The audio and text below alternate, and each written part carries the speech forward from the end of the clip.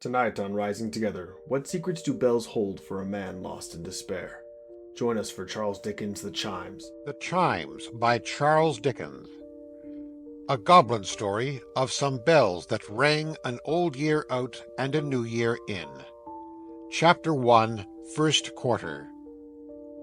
There are not many people, and as it is desirable that a storyteller and a story reader should establish a mutual understanding as soon as possible, I beg it to be noticed that I confine this observation neither to young people nor to little people, but to extend it to all conditions of people, little and big, young and old, yet growing up or already growing down again. There are not, I say, many people who would care to sleep in a church. I don't mean at sermon time, in warm weather, when the thing has actually been done once or twice, but in the night and alone. A great multitude of persons will be violently astonished, I know, by this position, in the broad bold day. But it applies to night. It must be argued by night, and I will undertake to maintain it successfully on any gusty winter's night appointed for the purpose, with any one opponent chosen from the rest, who will meet me singly in an old churchyard, before an old church door, and will previously empower me to lock him in, if needful to his satisfaction, until morning. For the night wind has a dismal trick of wandering round and round a building of that sort, and moaning as it goes, and of trying with its unseen hand the windows and the doors, and seeking out some crevices by which to enter. And when it has got in, as one not finding what it seeks, whatever that may be, it wails and howls to issue forth again, and not content with stalking through the aisles and gliding round and round the pillars and tempting the deep organ, soars up to the roof and strives to rend the rafters, then flings itself despairingly upon the stones below, and passes muttering into the vaults. Anon it comes up stealthily and creeps along the walls, seeming to read in whispers the inscriptions sacred to the dead. And some of these it breaks out shrilly as with laughter, and at others moans and cries as if it were lamenting. It has a ghostly sound, too, lingering within the altar, where it seems to chant in its wild way of wrong and murder done, and false gods worshipped, in defiance of the temples of the law, which look so fair and smooth, but are so flawed and broken. Ugh! Heaven preserve us, sitting snugly round the fire. It has an awful voice, that wind at midnight, singing in a church. But high up in the steeple, there the foul blast roars and whistles. High up in the steeple, where it is free to come and go through many an airy arch and loophole, and to twist and twine itself about the giddy stair, and twirl the groaning weathercock, and make the very tower shake and shiver. High up in the steeple, where the belfry is, and iron rails are ragged with rust, and sheets of lead and copper, shrivelled by the changing weather, crackle and heave beneath the unaccustomed tread, and birds stuff shabby nests into corners of old oaken joists and beams, and dust grows old and grey, and speckled spiders, indolent and fat with long security, swing idly to and fro in the vibration of the bells, and never loose their hold upon their thread-spun castles in the air, or climb up sailor-like in quick alarm, or drop upon the ground and ply a score of nimble legs to save one life. High up in the steeple of an old church, far above the light and murmur of the town, and far below the flying clouds that shadow it, is the wild and dreary place at night. And high up in the steeple of an old church dwelt the Chimes I tell of. They were old chimes, trust me. Centuries ago these bells had been baptized by bishops, so many centuries ago that the register of their baptism was long lost, long before the memory of man, and no one knew their names. They had had their godfathers and godmothers, these bells. For my own part, by the way, I would rather incur the responsibility of being godfather to a bell than a boy, and had their silver mugs no doubt besides. But time had mowed down their sponsors, and Henry the Eighth had melted down their mugs, and now they hung nameless and mugless in the church tower. Not speechless, though, far from it. They had clear, loud, lusty-sounding voices, had these bells, and far and wide they might be heard upon the wild. Much too sturdy chimes were they to be dependent on the pleasure of the wind, moreover, for fighting gallantly against it when it took an adverse whim, they would pour their cheerful notes into a listening air right royally, and bent on being heard on stormy nights by some poor mother watching a sick child, or some lone wife whose husband was at sea, they had sometimes been known to beat a blustering nor'wester eye all to fits, as Toby Veck said. For though they chose to call him Trotty Veck, his name was Toby, and nobody could make it anything else either, except Tobias, without a special air of Parliament, he having been as lawfully christened in his day as the bells had been in theirs, though with not quite so much of solemnity or public rejoicing. For my part, I confess myself of Toby Veck's belief, for I am sure he had opportunities enough of forming a correct one. And whatever Toby Veck said, I say, and I take my stand by Toby Veck, although he did stand all day long, and weary work it was, just outside the church door. In fact, he was a ticket porter, Toby Veck, and waited there for jobs. And a breezy, goose-skinned, blue-nosed, red-eyed, stony-toed, tooth-chattering place it was to wait in the winter time, as Toby Veck well knew.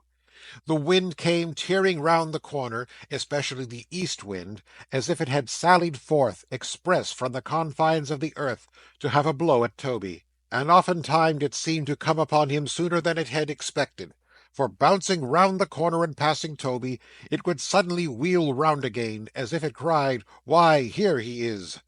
Incontinently his little white apron would be caught up over his head like a naughty boy's garments, and his feeble little cane would be seen to wrestle and struggle unavailingly in his hand, and his legs would undergo tremendous agitation, and Toby himself, all aslant, and facing now in this direction, now in that, would be so banged and buffeted and touzled and worried and hustled and lifted off his feet, as to render it a state of things but 1 degree removed from a positive miracle that he wasn't carried up bodily into the air as a colony of frogs or snails or other very portable creatures sometimes are, and rained down again, to the great astonishment of the natives, on some strange corner of the world where ticket porters are unknown. But windy weather, in spite of its using him so roughly, was, after all, a sort of holiday for Toby. That's the fact. He didn't seem to wait so long for a sixpence in the wind as at other times. The having to fight with that boisterous element took off his attention, and quite freshened him up when he was getting hungry and low-spirited. A hard frost, too, or a fall of snow was an event, and it seemed to do him good, somehow or other. It would have been hard to say in what respect, though, Toby. So wind and frost and snow, and perhaps a good stiff storm of hail, were Toby Veck's red-letter days. Wet weather was the worst, the cold, damp, clammy wet that wrapped him up like a moist greatcoat, the only kind of greatcoat Toby owned, or could have added to his comfort by dispensing with. Wet days when the rain came slowly, thickly, obstinately down, when the street's throat, like his own, was choked with mist, when smoking umbrellas passed and repassed, spinning round and round like so many teetotums as they knocked against each other on the crowded footway, throwing off a little whirlpool of uncomfortable sprinklings, when gutters brawled and waterspouts were full and noisy, when the wet from the projecting stones and ledges of the church fell drip, drip, drip on Toby, making the wisp of straw on which he stood mere mud in no time, those were the days that tried him. Then indeed you might see Toby looking anxiously out from his shelter in an angle of the church wall, such a meagre shelter that in summer time it never cast a shadow thicker than a good-sized walking-stick upon the sunny pavement, with a disconsolate and lengthened face, but coming out a minute afterwards to warm himself by exercise, and trotting up and down some dozen times, he would brighten even then, and go back more brightly to his niche. They called him Trotty from his pace, which meant speed if it didn't make it. He could have walked faster, perhaps, most likely, but rob him of his trot, and Toby would have taken to his bed and died. It bespattered him with mud in dirty weather, it cost him a world of trouble. He could have walked with infinitely greater ease, but that was one reason for his clinging to it so tenaciously. A weak, small, spare old man, he was a very Hercules, this Toby, in his good intentions. He loved to earn his money. He delighted to believe (Toby was very poor and couldn't well afford to part with the delight) that he was worth his salt. With a shilling or an eightpenny message or small parcel in hand, his courage, always high, rose higher.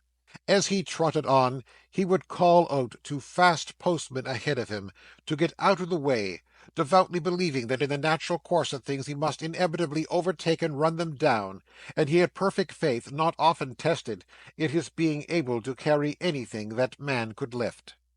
Thus, even when he came out of his nook to warm himself on a wet day, Toby trotted, making with his leaky shoes a crooked line of slushy footprints in the mire, and blowing on his chilly hands and rubbing them against each other, poorly defended from the searching cold by threadbare mufflers of grey worsted, with a private apartment only for the thumb, and a common room or tap for the rest of the fingers. Toby, with his knees bent and his cane beneath his arm, still trotted. Falling out into the road to look up at the belfry when the chimes resounded, Toby trotted still. He made this last excursion several times a day, for they were company to him, and when he heard their voices, he had an interest in glancing at their lodging place, and thinking how they were moved, and what hammers beat upon them.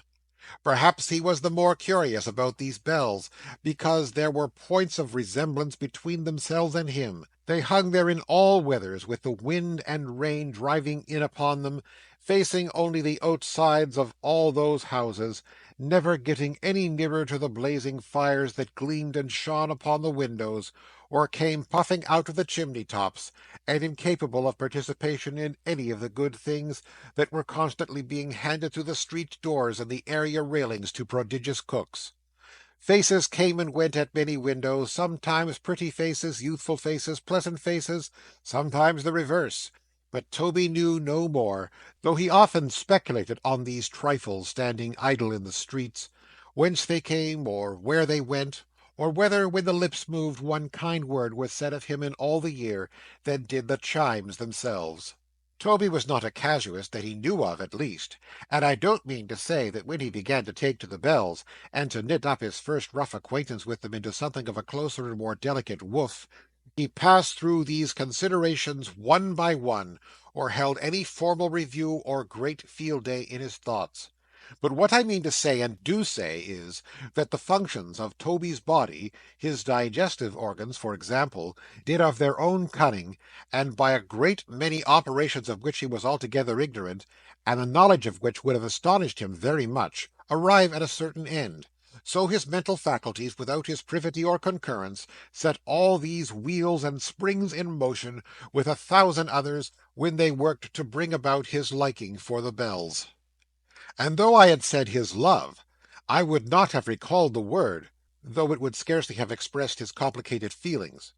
For being but a simple man, he invested them with a strange and solemn character. They were so mysterious, often heard and never seen, so high up, so far off, so full of such a deep, strong melody, that he regarded them with a species of awe, and sometimes when he looked up at the dark arched windows in the tower, he half expected to be beckoned to by something which was not a bell, and yet was what he had heard so often sounding in the chimes. For all this, Toby scouted with indignation a certain flying rumour that the chimes were haunted, as implying the possibility of their being connected with any evil thing. In short, they were very often in his ears, and very often in his thoughts, but always in his good opinion, and he very often got such a crick in his neck by staring with his mouth wide open at the steeple where they hung, that he was fain to take an extra trot or two afterwards to cure it. The very thing he was in the act of doing, one cold day, when the last drowsy sound of 12 o'clock just struck, was humming like a melodious monster of a bee, and not by any means a busy bee, all through the steeple. "Dinner time, eh?" said Toby, trotting up and down before the church. "Ah!" Toby's nose was very red, and his eyelids were very red, and he winked very much, and his shoulders were very near his ears, and his legs were very stiff, and altogether he was evidently a long way upon the frosty side of cool. "Dinner time, eh?" repeated Toby, using his right-hand muffler like an infantine boxing glove, and punishing his chest for being cold. "Ah!" He took a silent trot after that for a minute or two. "There's nothing," said Toby, breaking forth afresh, but here he stopped short in his trot, and with a face of great interest and some alarm, felt his nose carefully all the way up. It was but a little way, not being much of a nose, and he had soon finished. "I thought it was gone," said Toby, trotting off again. "It's all right, however. I'm sure I couldn't blame it if it was to go. It has a precious hard surface of it in the bitter weather, and precious little to look forward to, for I don't take snuff myself. It's a good deal tried, poor creetur, at the best of times, for when it does get hold of a pleasant whiff or two, which ain't too often, it's generally from somebody else's dinner a coming home from the baker's." The reflection reminded him of that other reflection which he had left unfinished. "There's nothing," said Toby, "more regular in its coming round than dinner time, and nothing less regular in its coming round than dinner. That's the great difference between 'em. It's took me a long time to find it out. I wonder whether it would be worth any gentleman's while now to buy that obserwation for the papers or the Parliament." Toby was only joking, for he gravely shook his head in self-depreciation. "Why, Lord," said Toby, "the papers is full of obserwations as it is, and so's the Parliament. Here's last week's paper now," taking a very dirty one from his pocket and holding it from him at arm's length, "full of obserwations. Full of obserwations. I like to know the news as well as any man," said Toby, slowly folding it a little smaller, and putting it in his pocket again. "But it almost goes against the grain with me to read a paper now. It frightens me almost. I don't know what we poor people are coming to. Lord send we may be coming to something better in the new year nigh upon us." "Why, father, father," said a pleasant voice hard by. But Toby, not hearing it, continued to trot backwards and forwards, musing as he went, and talking to himself. "It seems as if we can't go right, or do right, or be righted," said Toby. "I hadn't much schooling myself when I was young, and I can't make out whether we have any business on the face of the earth or not. Sometimes I think we must have, a little, and sometimes I think we must be intruding. I get so puzzled sometimes that I am not even able to make up my mind whether there is any good at all in us, or whether we are born bad. We seem to give a great deal of trouble, we are always being complained of and guarded against. One way or other we fill the papers. Talk of a new year," said Toby mournfully. "I can bear up as well as another man at most times, better than a good many, for I am as strong as a lion, and all men ain't. But supposing it should really be that we have no right to a new year, supposing we really are intruding." "Why, father, father," said the pleasant voice again. Toby heard it this time, started, stopped, and shortening his sight, which had been directed a long way off as seeking the enlightenment in the very heart of the approaching year, found himself face to face with his own child, and looking close into her eyes. Bright eyes they were, eyes that would bear a world of looking in before their depth was fathomed. Dark eyes that reflected back the eyes which searched them, not flashingly, or at the owner's will, but with a clear, calm, honest, patient radiance, claiming kindred with that light which Heaven called into being. Eyes that were beautiful and true and beaming with hope so young and fresh, with hope so buoyant, vigorous, and bright, despite the 20 years of work and poverty on which they had looked, that they became a voice to Trotty Veck, and said, "I think we have some business here, a little." Trotty kissed the lips belonging to the eyes, and squeezed the blooming face between his hands. "Why, pet," said Trotty, "what's to do? I didn't expect you to-day, Meg." "Neither did I expect to come, father," cried the girl, nodding her head and smiling as she spoke. "But here I am, and not alone, not alone." "Why, you don't mean to say," observed Trotty, looking curiously at a covered basket which she carried in her hand, "that you—" "Smell it, father dear," said Meg. "Only smell it." Trotty was going to lift up the cover at once in a great hurry, when she gaily interposed her hand. "No, no, no," said Meg, with the glee of a child.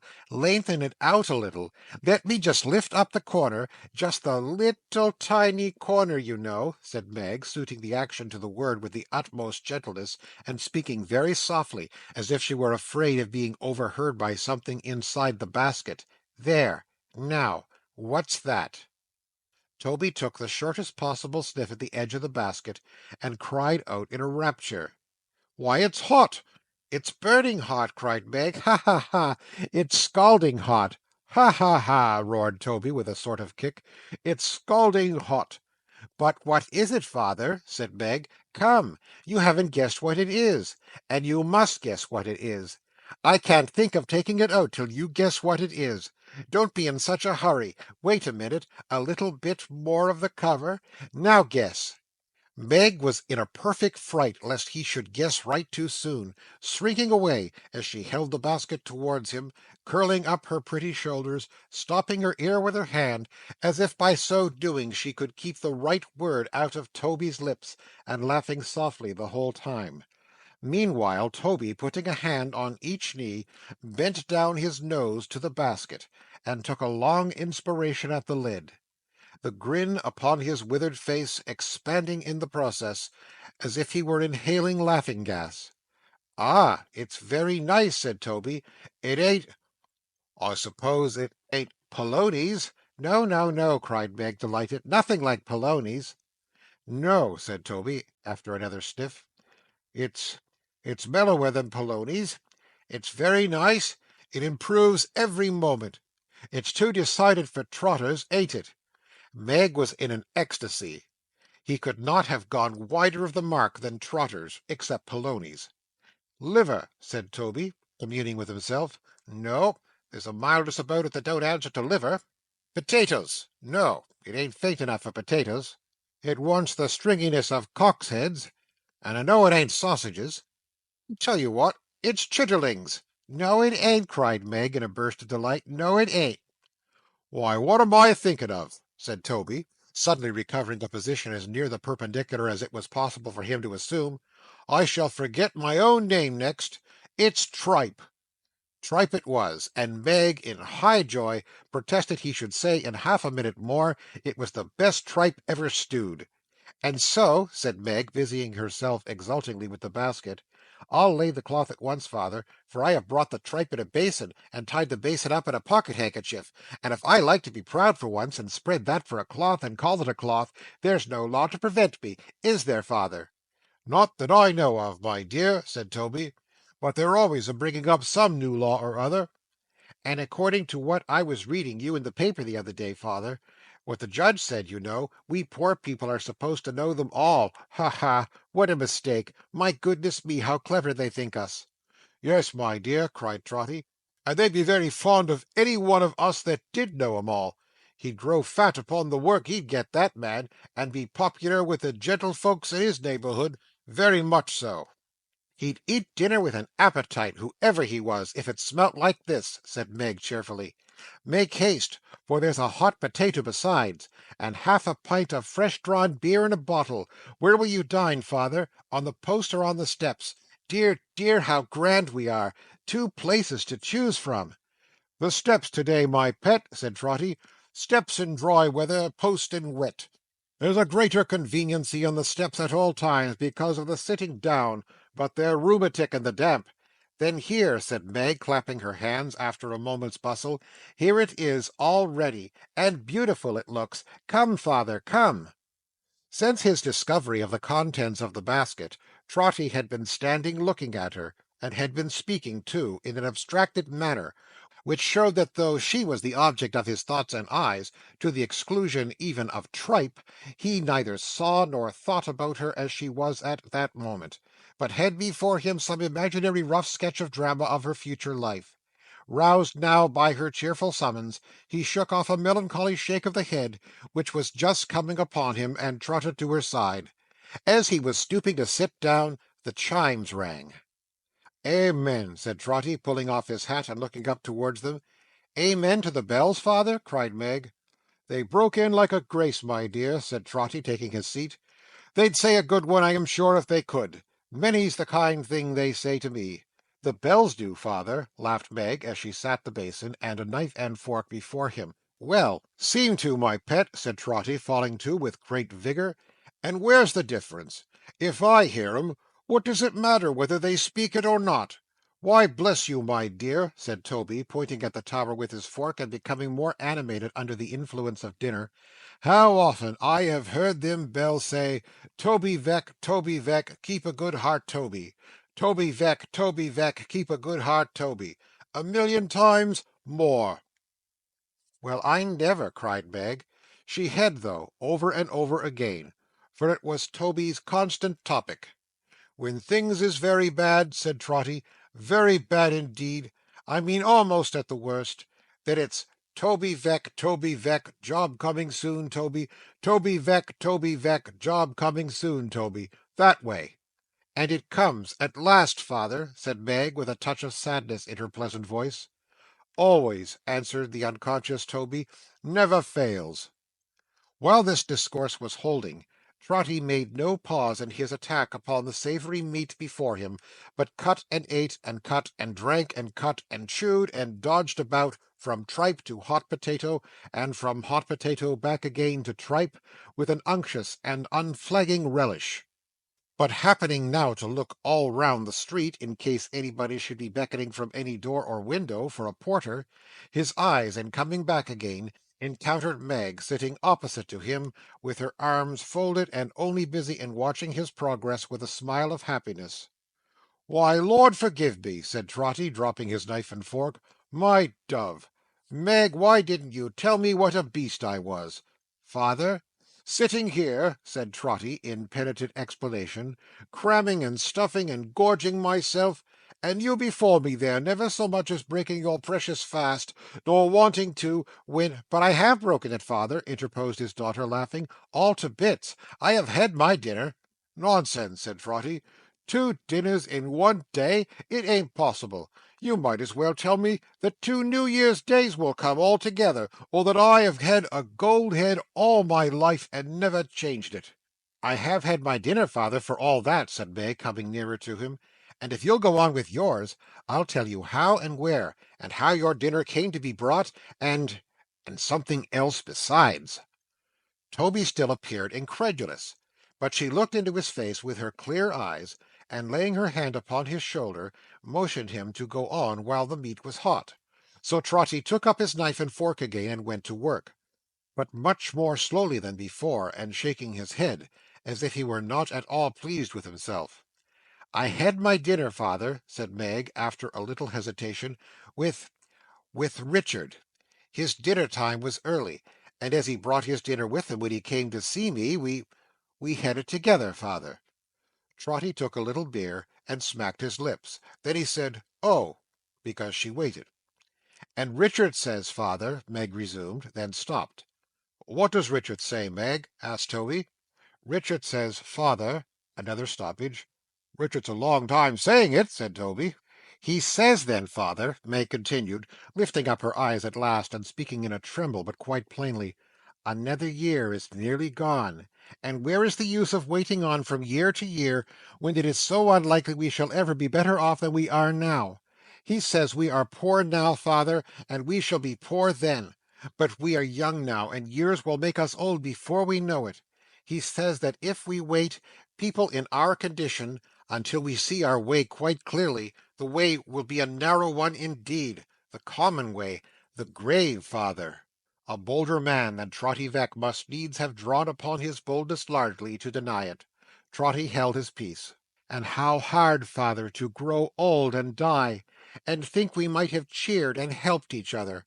How hard in all our lives to love each other, and to grieve apart to see each other working, changing, growing old and grey. Even if I got the better of it and forgot him, which I never could. Oh, father dear, how hard to have a heart so full as mine is now, and live to have it slowly drained out every drop, without the recollection of one happy moment of a woman's life, to stay behind and comfort me and make me better." Trotty sat quite still. Meg dried her eyes, and said more gaily, that is to say, with here a laugh and there a sob, and hear a laugh and sob together. So Richard says, father, as his work was yesterday made certain for some time to come, and as I loved him, and have loved him full 3 years, longer than that if he knew it, will I marry him on New Year's Day, the best and happiest day, he says, in the whole year, and one that is almost sure to bring good fortune with it. It's a short notice, father, isn't it? But I haven't my fortune to be settled, or my wedding dresses to be made like the great ladies, father, have I? And he said so much, and said it in his way, so strong and earnest, and all the time so kind and gentle, that I said I'd come and talk to you, father. And as they paid the money for that work of mine this morning, unexpectedly I'm sure, and as you have fared very poorly for a whole week, and as I couldn't help wishing there should be something to make this day a sort of holiday to you as well as a dear and happy day to me, father, I made a little treat and brought it to surprise you. And see how he leaves it cooling on the step, said another voice. It was the voice of this same Richard, who had come upon them unobserved, and stood before the father and daughter, looking down upon them with a face as glowing as the iron on which his stout sledge-hammer daily rung. A handsome, well-made, powerful youngster he was, with eyes that sparkled like the red-hot droppings from a furnace-fire, black hair that curled about his swarthy temples rarely, and a smile that bore out Meg's eulogium on his style of conversation. "See how he leaves it cooling on the step," said Richard. "Meg don't know what he likes, not she."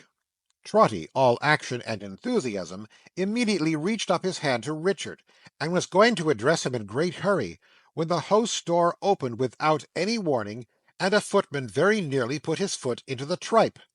"Out of the vays here, will you? You must always go and be a sitting on our steps, must you?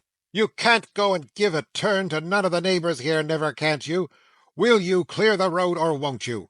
Strictly speaking, the last question was irrelevant, as they had already done it. "What's the matter? What's the matter?" said the gentleman for whom the door was opened, coming out of the house at that kind of light heavy pace, that peculiar compromise between a walk and a jog trot, with which a gentleman upon the smooth down hill of life, wearing creaking boots, a watch chain, and clean linen, may come out of his house, not only without any abatement of his dignity, but with an expression of having important and wealthy engagements elsewhere. "What's the matter? What's the matter?" "You're always a being begged and prayed upon your bended knees, you are," said the footman, with great emphasis to Trotty Veck, "to let our doorsteps be.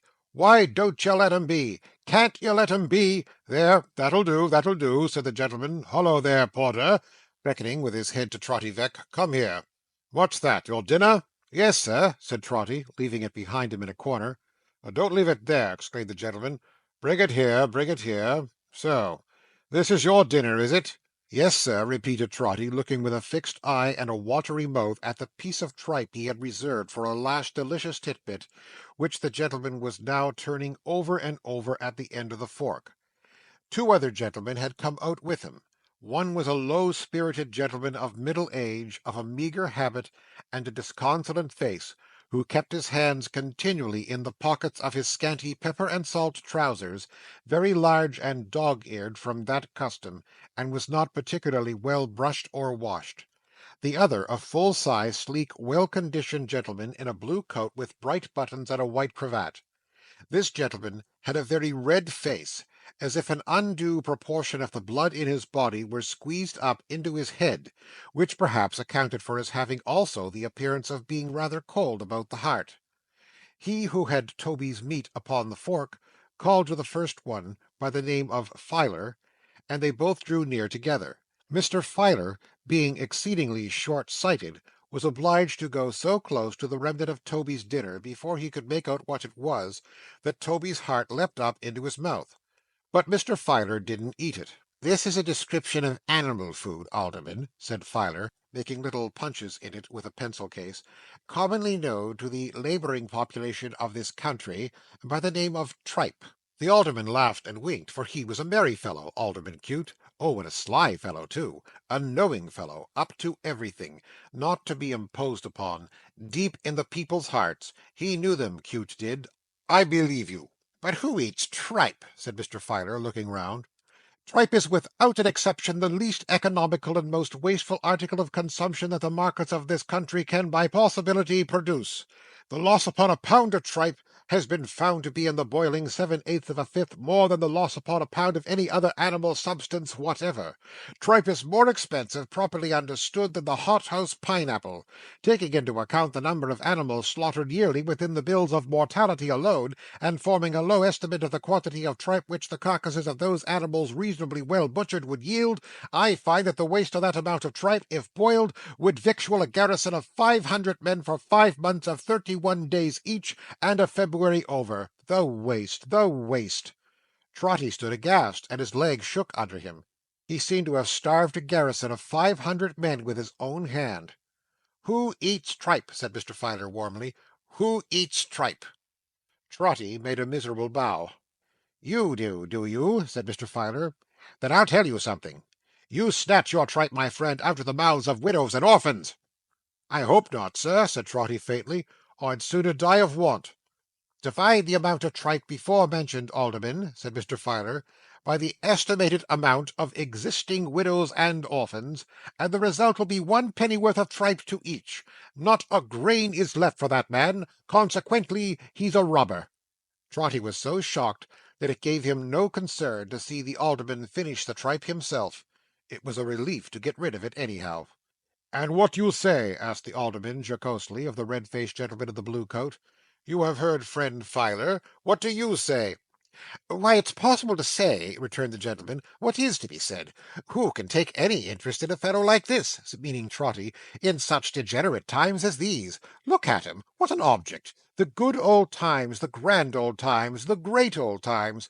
Those were the times for a bold peasantry and all that sort of thing. Those were the times for every sort of thing, in fact. There's nothing nowadays. Ah," sighed the red-faced gentleman, "the good old times, the good old times." The gentleman didn't specify what particular times he alluded to, nor did he say whether he objected to the present times, from a disinterested consciousness that they had done nothing very remarkable in producing himself. "The good old times, the good old times," repeated the gentleman. "What times they were! They were the only times. It's of no use talking about any other times, or discussing what the people are in these times. You don't call these times, do you? I don't. Look into Strutt's costumes, and see what a porter used to be in any of the good old English reigns. He hadn't, in his very best circumstances, a shirt to his back or a stocking to his foot, and there was scarcely a vegetable in all England for him to put into his mouth," said Mr. Filer. "I can prove it by tables." But still the red-faced gentleman extolled the good old times, the grand old times, the great old times. No matter what anybody said, he still went turning round and round in one set form of words concerning them, as a poor squirrel turns and turns in its revolving cage, touching the mechanism and trick of which it has probably quite as distinct perceptions as ever this red-faced gentleman had of his deceased millennium.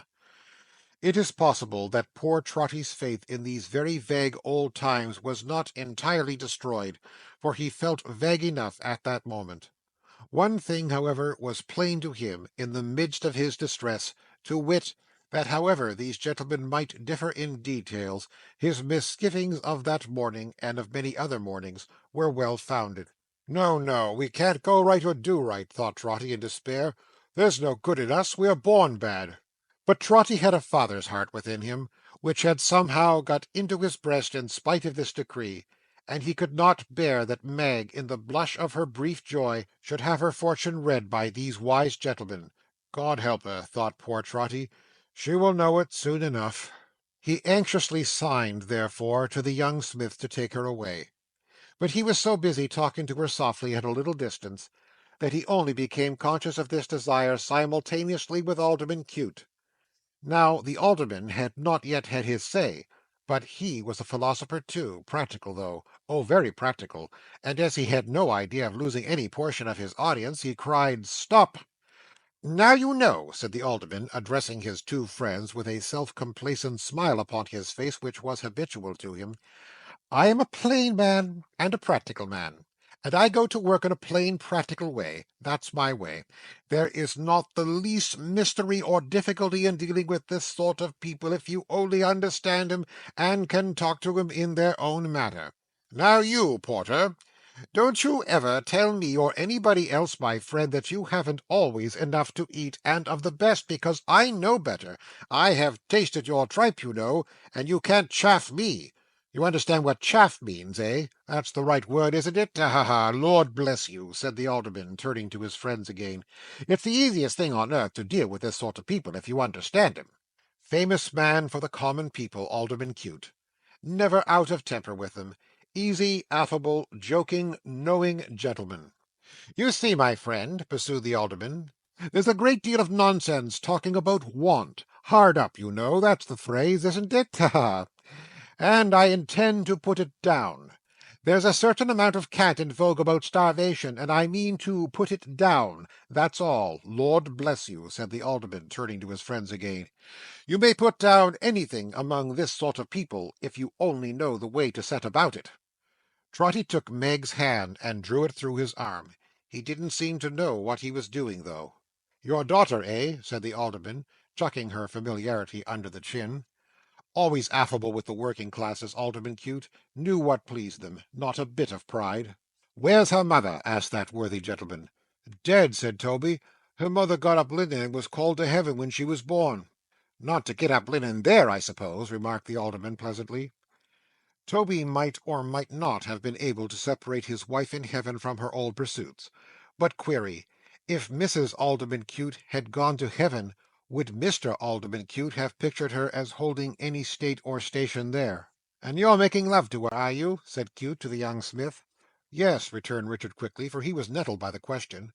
And we are going to be married on New Year's Day. What do you mean? cried Filer sharply. Married? Why, yes, we're thinking of it, master, said Richard. We're rather in a hurry, you see, in case it should be put down first. Ah, cried Filer with a groan, put that down, indeed, alderman, and you'll do something. Married, married! The ignorance of the first principles of political economy on the part of these people, their improvidence, their wickedness, is, by heavens, enough to— Now look at that couple, will you? Well, they were worth looking at, and marriage seemed as reasonable and as fair a deed as they need have in contemplation.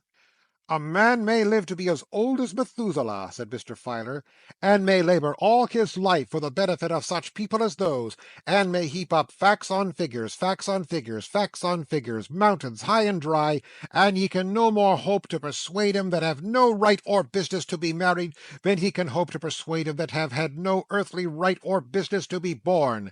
And that we know they haven't. We reduced it to a mathematical certainty long ago. Alderman Cute was mightily diverted, and laid his right forefinger on the side of his nose, as much to say to both his friends, Observe me, will you? Keep your eye on the practical man, and called Meg to him. Come here, my girl, said Alderman Cute. The young blood of her lover had been mounting wrathfully within the last few minutes, and he was indisposed to let her come. But setting a constraint upon himself, he came forward with a stride as Meg approached and stood beside her. Trotty kept her hand within his arm still, but looked from face to face as wildly as a sleeper in a dream. Now, I'm going to give you a word or two of good advice, my girl, said the alderman in his nice easy way. It's my place to give advice, you know, because I'm a justice. You know I'm a justice, don't you? Meg timidly said yes. But everybody knew Alderman Cute was a justice. Oh dear, so active a justice always. Who such a mote of brightness in the public eye as Cute? You are going to be married, you say, pursued the alderman. Very unbecoming and indelicate in one of your sex, but never mind that. After you are married, you'll quarrel with your husband, and come to be a distressed wife. You may think not, but you will, because I tell you so. Now I give you fair warning that I have made up my mind to put distressed wives down, so don't be brought before me. You'll have children, boys. Those boys will grow up bad, of course, and run wild in the streets, without shoes and stockings. Mind, my young friend, I'll convict them summarily, every one, for I am determined to put boys without shoes and stockings down. Perhaps your husband will die young, most likely, and leave you with a baby. Then you'll be turned out of doors and wander up and down the streets. Now don't wander near me, my dear, for I am resolved to put all wandering mothers down. All young mothers of all sorts and kinds, it's my determination to put down. Don't think to plead illness as an excuse with me, or babies as an excuse with me. For all sick persons and young children, I hope you know the church service, but I'm afraid not, I am determined to put down. And if you attempt desperately and ungratefully and impiously and fraudulently attempt to drown yourself or hang yourself, I'll have no pity for you, for I have made up my mind to put all suicide down. If there's one thing, said the Alderman with a self-satisfied smile, on which I can be said to have made up my mind more than on any other, it is to put suicide down. So don't try it on. That's the phrase, isn't it? Ha ha! Now we understand each other. Toby knew not whether to be agonized or glad to see that Meg had turned a deadly white and dropped her lover's hand. And as for you, you dull dog, said the Alderman, turning with even increased cheerfulness and urbanity to the young smith, what are you thinking of being married for? What do you want to be married for, you silly fellow? If I was a fine young strapping chap like you, I should be ashamed of being milksop enough to pin myself to a woman's apron strings. Why, she'll be an old woman before you're a middle-aged man, and a pretty figure you'll cut then, with a draggle-tailed wife and a crowd of squalling children crying after you wherever you go. Oh, he knew how to banter the common people, Alderman Cute. There, go along with you, said the Alderman, and repent. Don't make such a fool of yourself as to get married on New Year's Day. You'll think very differently of it long before next New Year's Day. A trim young fellow like you, with all the girls looking after you. There, go along with you. They went along, not arm in arm, or hand in hand, or interchanging bright glances, but she in tears, he gloomy and down-looking. Were these the hearts that had so lately made old Toby's leap up from its faintness? No, no.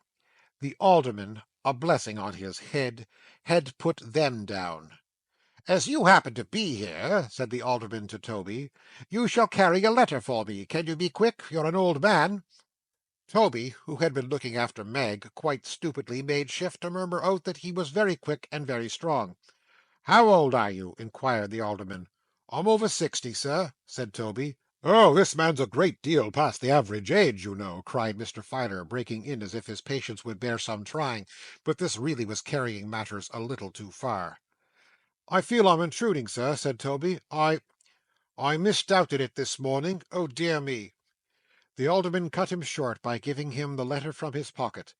Toby would have got a shilling too, but Mr. Filer, clearly showing that in that case he would rob a certain given number of persons of ninepence halfpenny apiece, he only got sixpence, and thought himself very well off to get that.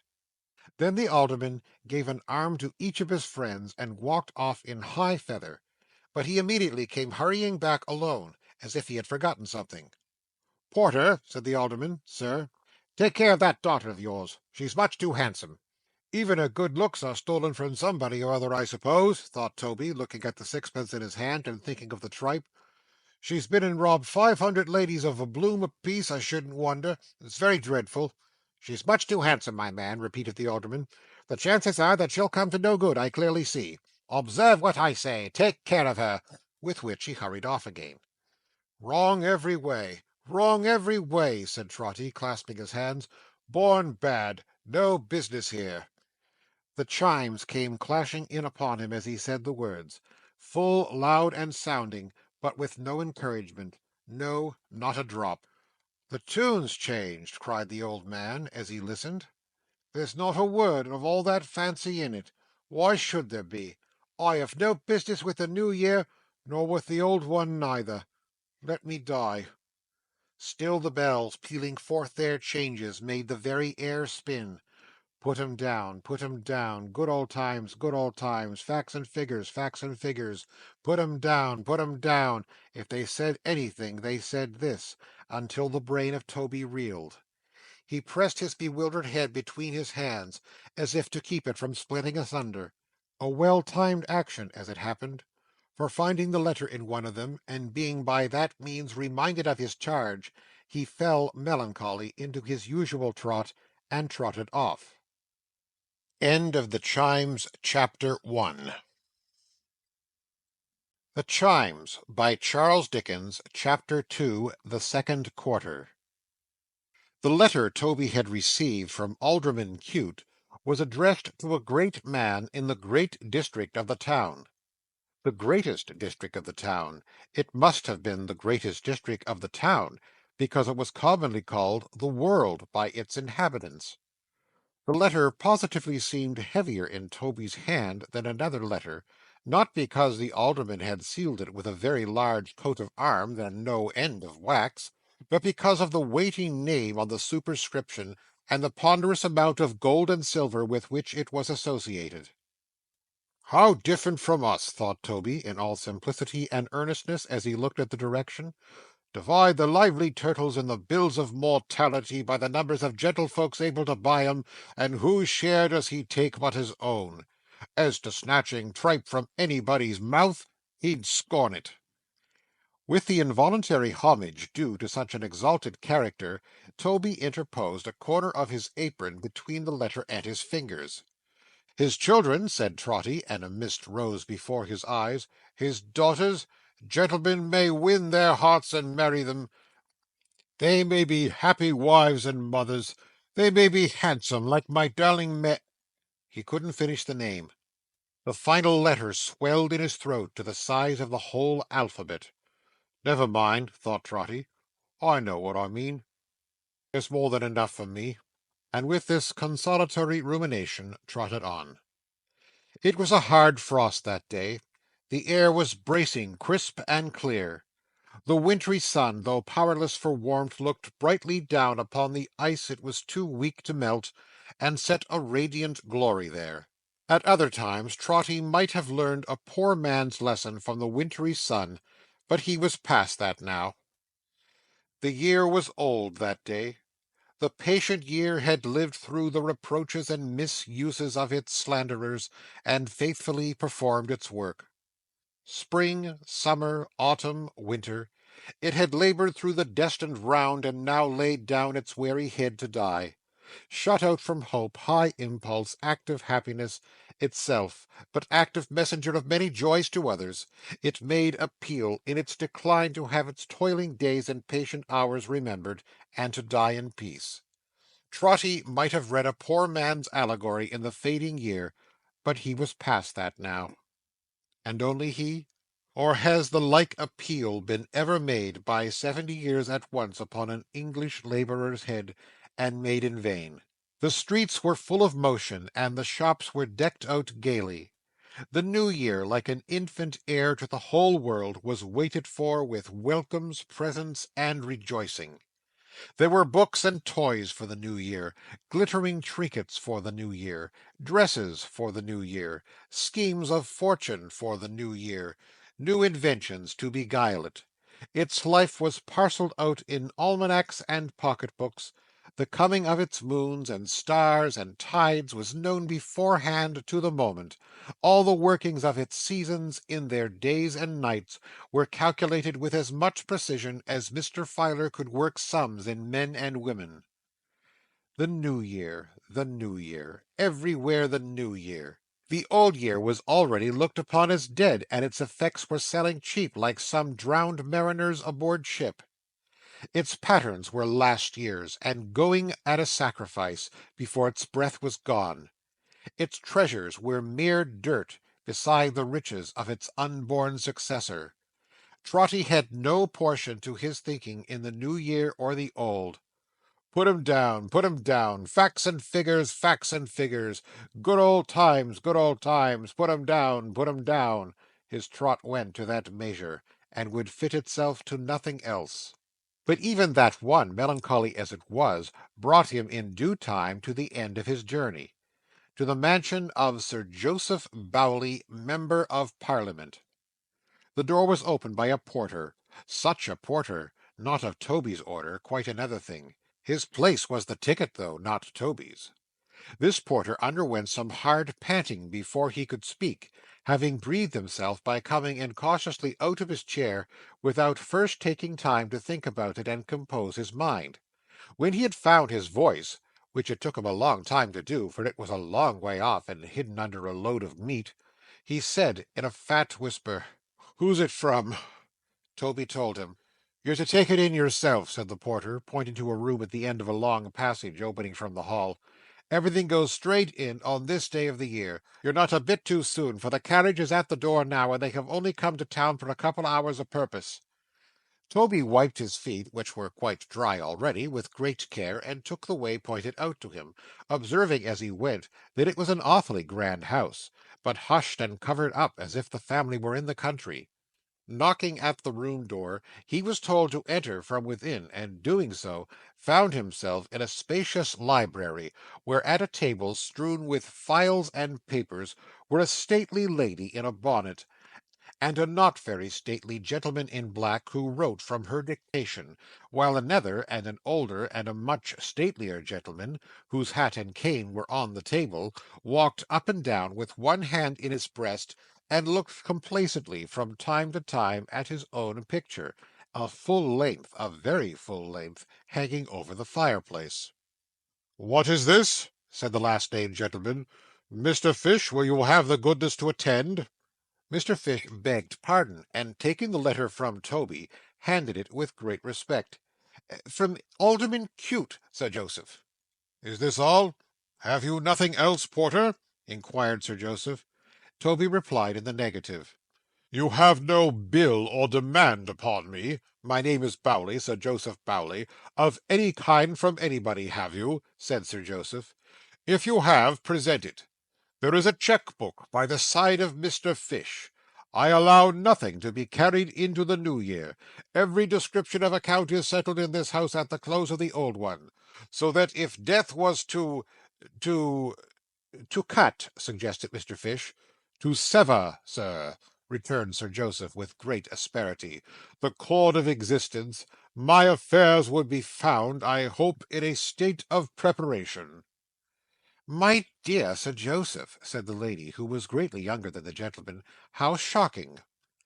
"My Lady Bowley," returned Sir Joseph, floundering now and then, as in the great depth of his observations, "at this season of the year we should think of ourselves.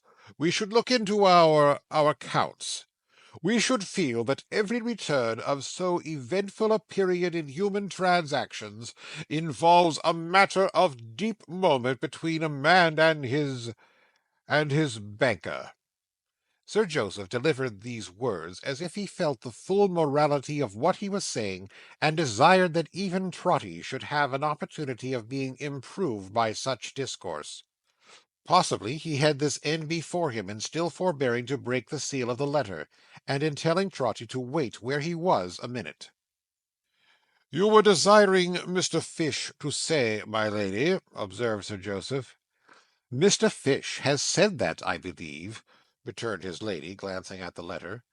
"But upon my word, Sir Joseph, I don't think I can let it go after all. It is so very dear." "What is dear?" inquired Sir Joseph. "That charity, my love. They only allow 2 votes for a subscription of £5. Really monstrous." "My Lady Bowley," returned Sir Joseph, "you surprise me. Is the luxury of feeling in proportion to the number of votes, or is it to a rightly constituted mind in proportion to the number of applicants, and the wholesome state of mind to which their canvassing reduces them? Is there no excitement of the purest kind in having 2 votes to dispose of among 50 people?" "Not to me, I acknowledge," replied the lady. "It bores one. Besides, one can't oblige one's acquaintance. But you are the poor man's friend, you know, Sir Joseph. You think otherwise." "I am the poor man's friend," observed Sir Joseph, glancing at the poor man present. "As such I may be taunted. As such I have been taunted. But I ask no other title." Bless him for a noble gentleman, thought Trotty. "I don't agree with Cute here, for instance," said Sir Joseph, holding out the letter. "I don't agree with the Filer party. I don't agree with any party. My friend the poor man has no business with anything of that sort, and nothing of that sort has any business with him. My friend the poor man, in my district, is my business. No man or body of men has any right to interfere between my friend and me. That is the ground I take. I assume a paternal character toward my friend. I say, my good fellow, I will treat you paternally. Toby listened with great gravity, and began to feel more comfortable. Your only business, my good fellow, pursued Sir Joseph, looking abstractedly at Toby, your only business in life is with me. You needn't trouble yourself to think about anything. I will think of you. I know what is good for you. I am your perpetual parent. Such is the dispensation of an all-wise Providence. Now the design of your creation is, not that you should swill and guzzle, and associate your enjoyments brutally with food. Toby thought remorsefully of the tripe, but that you should feel the dignity of labour. Go forth erect into the cheerful morning air, and stop there.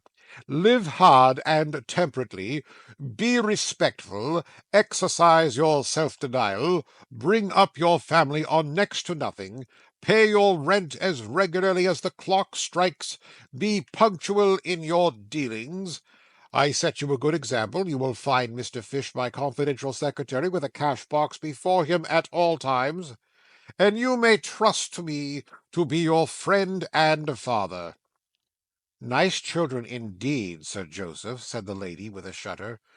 Rheumatisms and fevers and crooked legs and asthmas, and all kinds of horrors. My lady, returned Sir Joseph with solemnity, not the less am I the poor man's friend and father. Not the less shall he receive encouragement at my hands. Every quarter-day he will be put in communication with Mr. Fish. Every New Year's Day myself and friends will drink his health.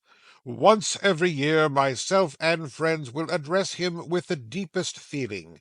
Once in his life he may even perhaps receive, in public, in the presence of the gentry, a trifle from a friend. And when, upheld no more by these stimulants and the dignity of labour, he sinks into his comfortable grave, then, my lady, here Sir Joseph blew his nose, I will be a friend and a father, on the same terms, to his children. Toby was greatly moved. Oh, you have a thankful family, Sir Joseph, cried his wife. My lady, said Sir Joseph, quite majestically, ingratitude is known to be the sin of that class. I expect no other return. Ah, born bad, thought Toby. Nothing melts us.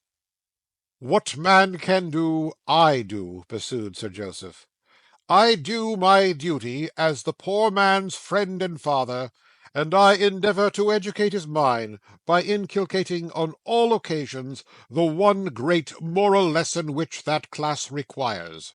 That is, entire dependence on myself. They have no business whatever with themselves. If wicked and designing persons tell them otherwise, and they become impatient and discontented, and are guilty of insubordinate conduct and black-hearted ingratitude, which is undoubtedly the case, I am their friend and father still. It is so ordained. It is in the nature of things. With that great sentiment he opened the alderman's letter and read it. Very polite and attentive, I am sure, exclaimed Sir Joseph.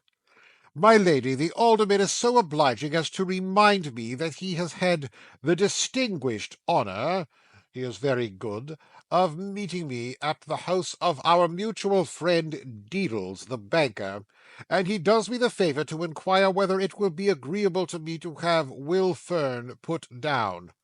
Most agreeable, replied my Lady Bowley. The worst man among them. He has been committing a robbery, I hope. Why, no, said Sir Joseph, referring to the letter. Not quite. Very near. Not quite. He came up to London, it seems, to look for employment, trying to better himself, that's his story, and been found at night asleep in a shed, was taken into custody, and carried next morning before the alderman. The alderman observes, very properly, that he is determined to put this sort of thing down, and that if it will be agreeable to me to have Will Fern put down, he will be happy to begin with him. Let him be made an example of, by all means, returned the lady. Last winter, when I introduced pinking and eyelet holding among the men and boys in the village as a nice evening entertainment, and had the lines, "Oh, let us love our occupations, bless the square and his relations, live upon our daily rations, and always know our proper stations," set to music on the new system for them to sing the while, this very Fern, I see him now, touched that hat of his, and said, "I humbly ask your pardon, my lady, but ain't I something different from a great girl? I expected it, of course. Who can expect anything but insolence and ingratitude from that class of people? That is not to the purpose, however, Sir Joseph. Make an example of him." "Ahem!" coughed Sir Joseph. "Mr. Fish, if you'll have the goodness to attend." Mr. Fish immediately seized his pen and wrote from Sir Joseph's dictation. "Private. My dear Sir, I am very much indebted to you for your courtesy in the matter of the man William Fern, of whom I regret to add I can say nothing favourable. I have uniformly considered myself in the light of his friend and father, but have been repaid, a common case I grieve to say, with ingratitude and constant opposition to my plans. He is a turbulent and rebellious spirit. His character will not bear investigation. Nothing will persuade him to be happy when he might. Under those circumstances, it appears to me, I own, that when he comes before you again, as you inform me he promised to do to-morrow, pending your inquiries, and I think he may be so far relied upon, his committal for some short term as a vagabond would be a service to society, and would be a salutary example in a country where, for the sake of those who are, through good and evil report, the friends and fathers of the poor, as well as with a view to that, generally speaking, misguided class themselves, examples are greatly needed, and I am, and so forth. "It appears," remarked Sir Joseph, when he had signed this letter, and Mr. Fish was sealing it, "as if this were ordained really. At the close of the year I wind up my account, and strike my balance even with William Fern." Trotty, who had long ago relapsed and was very low-spirited, stepped forward with a rueful face to take the letter. "With my compliments and thanks, Sir Joseph." "Stop, stop!" echoed Mr. Fish. "You have heard, perhaps," said Sir Joseph, oracularly, "certain remarks into which I have been led respecting the solemn period of time at which we have arrived, and the duty imposed upon us of settling our affairs and being prepared. You have observed that I don't shelter myself from my superior standing in society, but that Mr. Fish, that gentleman, has a cheque-book at his elbow, and is in fact here to enable me to turn over a perfectly new leaf, and enter on the epoch before us with a clean account. Now, my friend, can you lay your hand upon your heart, and say that you also have made preparations for a new year?" "I'm afraid, sir," stammered Trotty, looking meekly at him, "that I am a little behindhand with the world." "Behindhand with the world," repeated Sir Joseph Bowley in a tone of terrible distinctness. "I am afraid, sir," faltered Trotty, "that there's a matter of 10 or 12 shillings, owing to a Mrs. Chickenstalker." "To Mrs. Chickenstalker," repeated Sir Joseph, in the same tone as before. "A shop, sir," exclaimed Todby, "in the general line.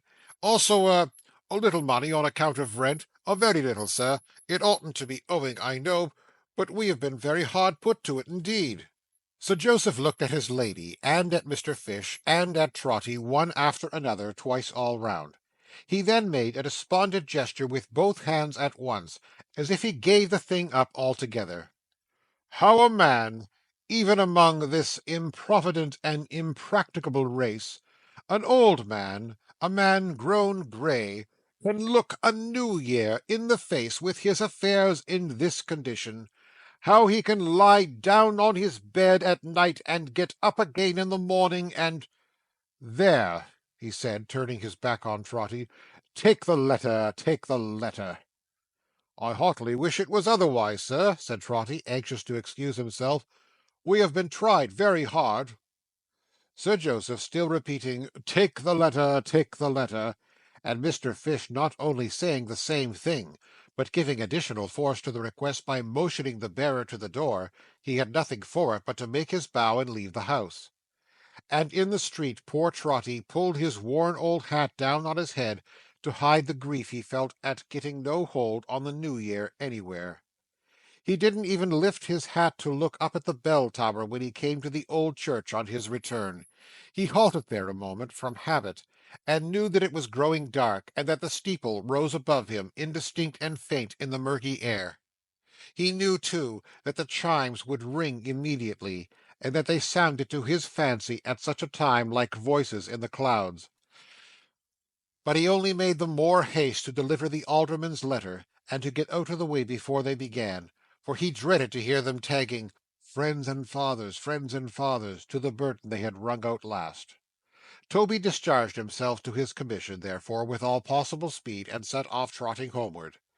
But what with his pace, which was at best an awkward one in the street, and what with his hat, which didn't improve it, he trotted against somebody in less than no time, and was sent staggering out into the road.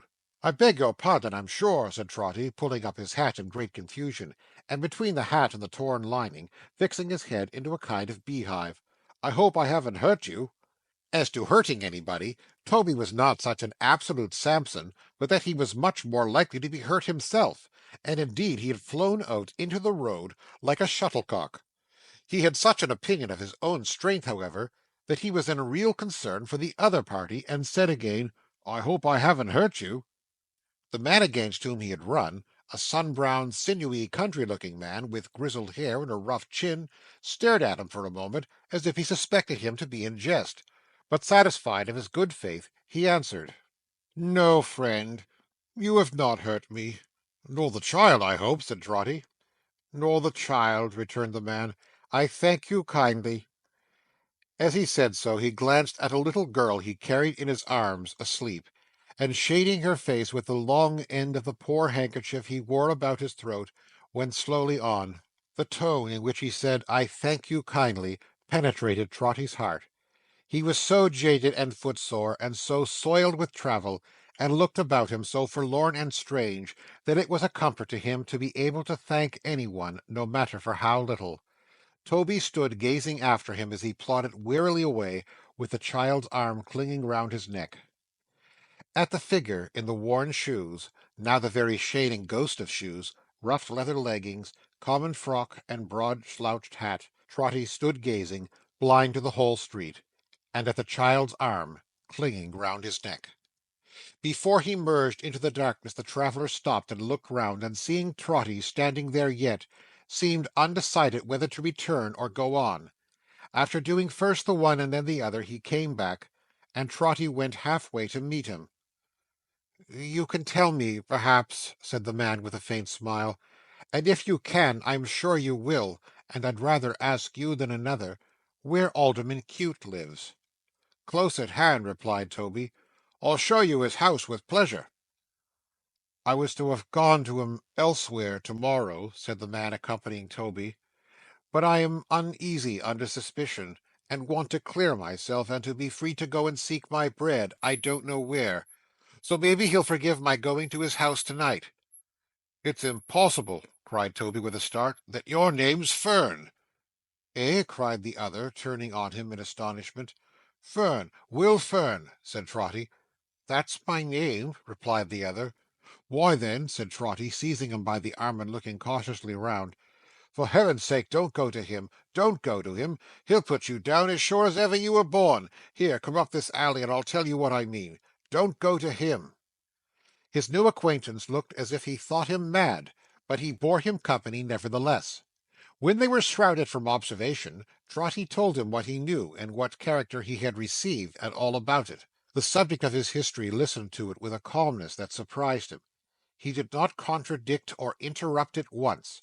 He nodded his head now and then, more in corroboration of an old and worn-out story, it appeared, than in refutation of it, and once or twice threw back his hat and passed his freckled hand over a brow, where every furrow he had ploughed seemed to have set its image in little. But he did no more. "It's true enough in the main," he said, "master. I could sift grain from husk here and there, but let it be as 'tis. What odds? I have gone against his plans, to my misfortune. I can't help it. I should do the like to-morrow. As to character, them gentlefolks will search and pry, and have it as free from spot or speck in us afore they'll help us to a dry good word. Well, I hope they don't lose good opinion as easy as we do, or their lives is strict indeed, and hardly worth the keeping. For myself, master, I never took with that hand," holding it before him, "which wasn't my own, and never held it back from work, however hard or poorly paid. Whoever can deny it, let him chop it off. But when work won't maintain me like a human creature, when my living is so bad that I am hungry, out of doors and in, when I see a whole working life begin that way, go on that way, and end that way, without a chance or change, then I say to the gentlefolks, keep away from me, let my cottage be. My doors is dark enough without your darkening of 'em more. Don't look for me to come up into the park to help the show, when there's a birthday, or a fine speech-making, or what not. Act your plays and games without me, and be welcome to 'em and enjoy 'em. We've nought to do with one another. I'm best left alone." Seeing that the child in his arms had opened her eyes and was looking about her in wonder, he checked himself to say a word or two of foolish prattle in her ear, and stand her on the ground beside him. Then slowly winding one of her long tresses round and round his rough forefinger like a ring, while she hung about his dusty leg, he said to Trotty, "I'm not a cross-grained man by nature, I believe, and easily satisfied, I'm sure. I bear no ill will against none of 'em. I only want to live like one of the Almighty's creatures. I can't, I don't, and so there's a pit-dog between me and them that can and do. There's others like me.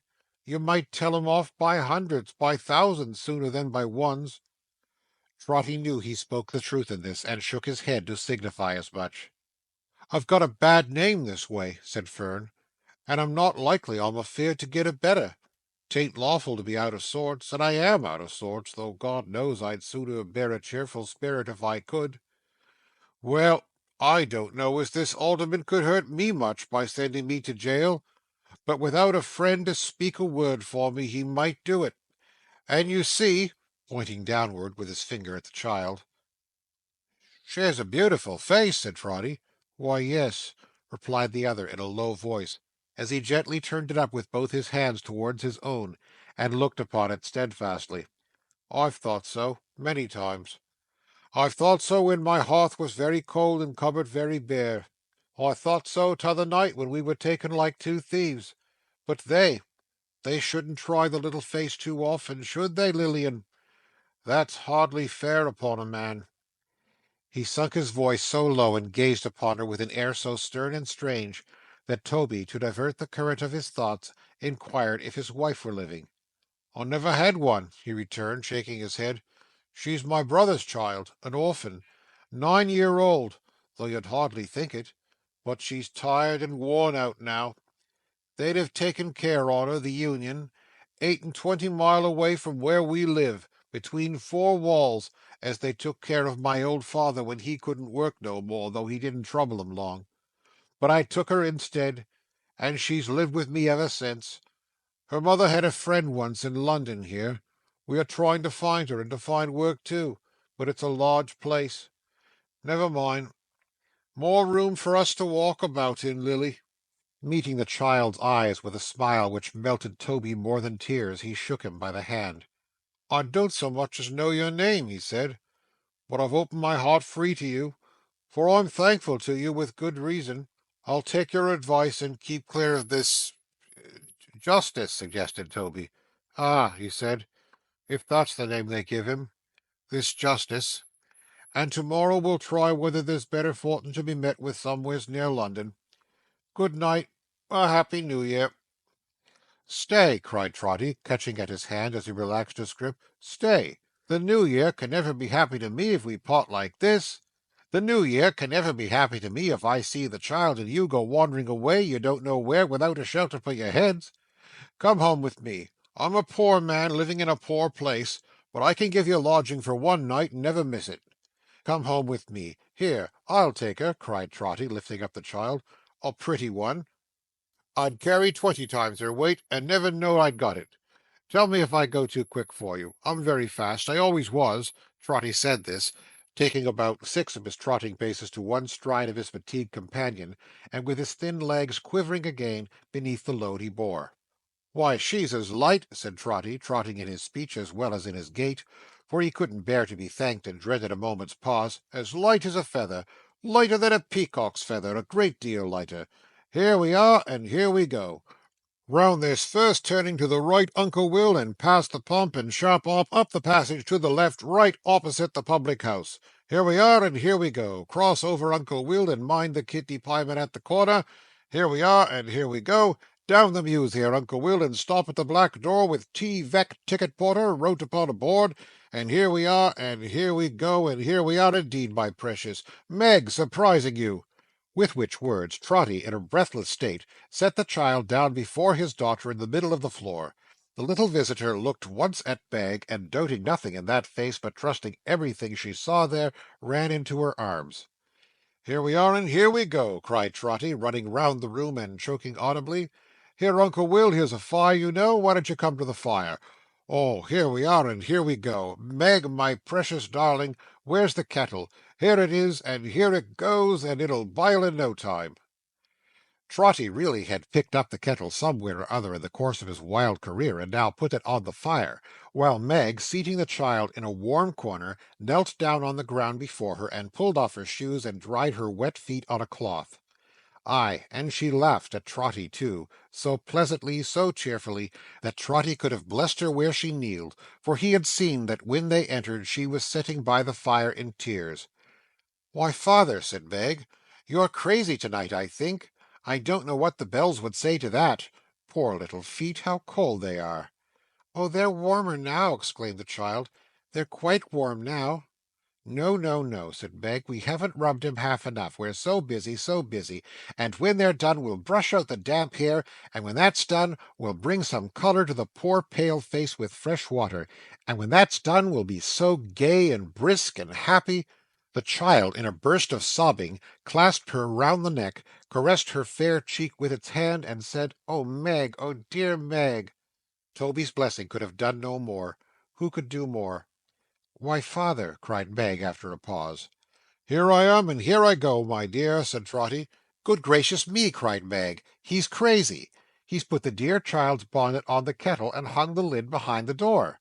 "I didn't go for to do it, my love," said Trotty, hastily repairing this mistake.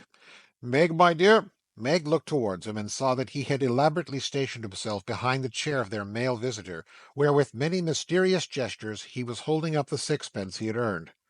"I see, my dear," said Trotty, "as I was coming in, half an ounce of tea lying somewhere on the stairs, and I'm pretty sure there was a bit of bacon too. As I don't remember where it was exactly, I'll go myself and try to find him." With this inscrutable artifice Toby withdrew to purchase the viands he had spoke of for ready money at Mrs. Chickenstalker's, and presently came back, pretending he had not been able to find them at first in the dark. "But here they are at last," said Trotty, setting out the tea things, "all correct. I was pretty sure it was tea and a rasher. So it is. Meg, my pet, if you'll just make the tea while your unworthy father toasts the bacon, we shall be ready immediate. It's a curious circumstance," said Trotty, proceeding in his cookery with the assistance of the toasting fork, "curious, but well known to my friends, that I never care myself for rashers nor for tea. I like to see other people enjoy 'em," said Trotty, speaking very loud, to impress the fact upon his guest, "but to me, as food, they're disagreeable." Yet Trotty sniffed the savour of the hissing bacon, as if he liked it, and when he poured the boiling water in the teapot, looked lovingly down into the depths of the snug cauldron, and suffered the fragrant steam to curl about his nose, and wreathe his head and face in a thick cloud.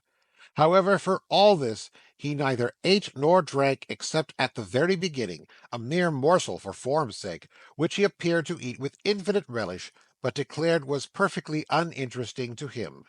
No, Trotty's occupation was to see Wilferd and Lilian eat and drink, and so was Meg's. And never did spectators at a city dinner or court banquet find such high delight in seeing others feast, although it were a monarch or a pope, as these two did in looking on that night. Meg smiled at Trotty, Trotty laughed at Meg, Meg shook her head and made believe to clap her hands, applauding Trotty. Trotty conveyed in dumb show unintelligible narratives of how and when and where he had found their visitors to Meg, and they were happy, very happy. Although, thought Trotty sorrowfully as he watched Meg's face, that match is broken off, I see. Now I'll tell you what, said Trotty after tea. The little one, she sleeps with Meg, I know. With good Meg, cried the child, caressing her. With Meg. That's right, said Trotty, and I shouldn't wonder if she kiss Meg's father, won't she? I'm Meg's father. Mightily delighted Trotty was when the child went timidly towards him, and having kissed him, fell back upon Meg again. She's as sensible as Solomon, said Trotty. Here we come, and here we— No, we don't. I don't mean that. What was I saying, Meg, my precious? Meg looked towards their guest, who leaned upon her chair, and with his face turned from her, fondled the child's head half hidden in her lap. To be sure, said Toby, to be sure. I don't know what I'm rambling on about tonight. My wits are wool-gathering, I think. Wilfern, you come along with me. You're tired to death and broken down for want of rest. You come along with me. The man still played with the child's curls, still leaned upon Meg's chair, still turned away his face. He didn't speak, but in his rough, coarse fingers, clenching and expanding in the fair hair of the child, there was an eloquence that said enough. Yes, yes, said Trotty, answering unconsciously what he saw expressed in his daughter's face. Take her with you, Meg. Get her to bed. There. Now, Will, I'll show you where you lie. It's not much of a place, only a loft, but having a loft, I always say, is one of the great conveniences of living in a mews, and till this coach house and stable gets a better let, we live here cheap. There's plenty of sweet hay up there belonging to a neighbour, and it's as clean as hands, and Meg can make it. Cheer up, don't give way. A new heart for the new year, always. The hand released from the child's hair had fallen trembling into Trotty's hand. So Trotty, talking without intermission, let him out as tenderly and easily as if he had been a child himself. Returning before Meg, he listened for an instant at the door of her little chamber in an adjoining room. The child was murmuring a simple prayer before lying down to sleep, and when she had remembered Meg's name, dearly, dearly, so her words ran, Trotty heard her stop and ask for his. It was some short time before the foolish little old fellow could compose himself to mend the fire and draw his chair to the warm hearth. But when he had done so, and had trimmed the light, he took his newspaper from his pocket and began to read, carelessly at first, and skimming up and down the columns, but with an earnest and a sad attention very soon. For this same dreaded paper redirected Trotty's thoughts into the channel they had taken all that day, and which the day's events had so marked out and shaped. His interest in the two wanderers had set him on another course of thinking, and a happier one for the time. But being alone again and reading of the crimes and violences of the people, he relapsed into his former train. In this mood he came to an account, and it was not the first he had ever read, of a woman who had laid her desperate hands not only on her own life but on that of her young child, a crime so terrible and so revolting to his soul, dilated with the love of Meg, that he let the journal drop and fell back into his chair appalled. Unnatural and cruel, Toby cried. Unnatural and cruel. None but people who were bad at heart, born bad, who had no business on the earth, could do such deeds. It's too true, all I've heard to-day, too just, too full of proof. We're bad. The chimes took up the words so suddenly, burst out so loud and clear and sonorous, that the bells seemed to strike him in his chair. And what was that, they said? Toby Veck, Toby Veck, waiting for you, Toby. Toby Veck, Toby Veck, waiting for you, Toby. Come and see us, come and see us, drag him to us, drag him to us, haunt and hunt him, break his slumbers, break his slumbers. Toby Veck, Toby Veck, door open wide, Toby, Toby Veck, Toby Veck, door open wide, Toby. Then fiercely back to their impetuous strain again, and ringing in the very bricks and plaster on the walls. Toby listened. Fancy, fancy. His remorse for having run away from them that afternoon. No, no, nothing of that kind. Again, again, and yet a dozen times again. Haunt and hunt him, haunt and hunt him, drag him to us, deafening the whole town. Meg, said Trotty softly, tapping at her door, do you hear anything? I hear the bells, father. Surely they're very loud tonight. Is she asleep? Said Toby, making an excuse for peeping in. So peacefully and happily. I can't leave her yet, though, father. Look how she holds my hand. Meg, whispered Trotty, listen to the bells. She listened with her face towards him all the time, but it underwent no change. She didn't understand them. Trotty withdrew, resumed his seat by the fire, and once more listened by himself. He remained here a little time. It was impossible to bear it, their energy was dreadful. If the tower door's really open, said Toby, hastily laying aside his apron, but never thinking of his hat, what's to hinder me from going up into the steeple and satisfying myself? If it's shut, I don't want any other satisfaction, that's enough. He was pretty certain, as he slipped out quietly into the street, that he should find it shut and locked, for he knew the door well, and had so rarely seen it open that he couldn't reckon above 3 times in all. It was a low arched portal outside the church, in a dark nook behind a column, and had such great iron hinges, and such a monstrous lock, that there was more hinge and lock than door. But what was his astonishment, when coming bareheaded to the church, and putting his hand into this dark nook, with a certain misgiving that it might be unexpectedly seized, and a shivering propensity to draw it back again, he found that the door, which opened outwards, actually stood ajar. He thought on the first surprise of going back, or of getting a light or a companion, but his courage aided him immediately, and he determined to ascend alone. "What have I to fear?" said Trotty. "It's a church. Besides, the ringers may be there and have forgotten to shut the door." So he went in, feeling his way as he went, like a blind man, for it was very dark, and very quiet, for the chimes were silent. The dust from the street had blown into the recess, and lying there heaped up made it so soft and velvet-like to the foot, that there was something startling even in that. The narrow stair was so close to the door, too, that he stumbled at the very first, and shutting the door upon himself by striking it with his foot, and causing it to rebound back heavily, he couldn't open it again. This was another reason, however, for going on. Trotty groped his way and went on, up, up, up, and round, and up, higher, higher, higher up.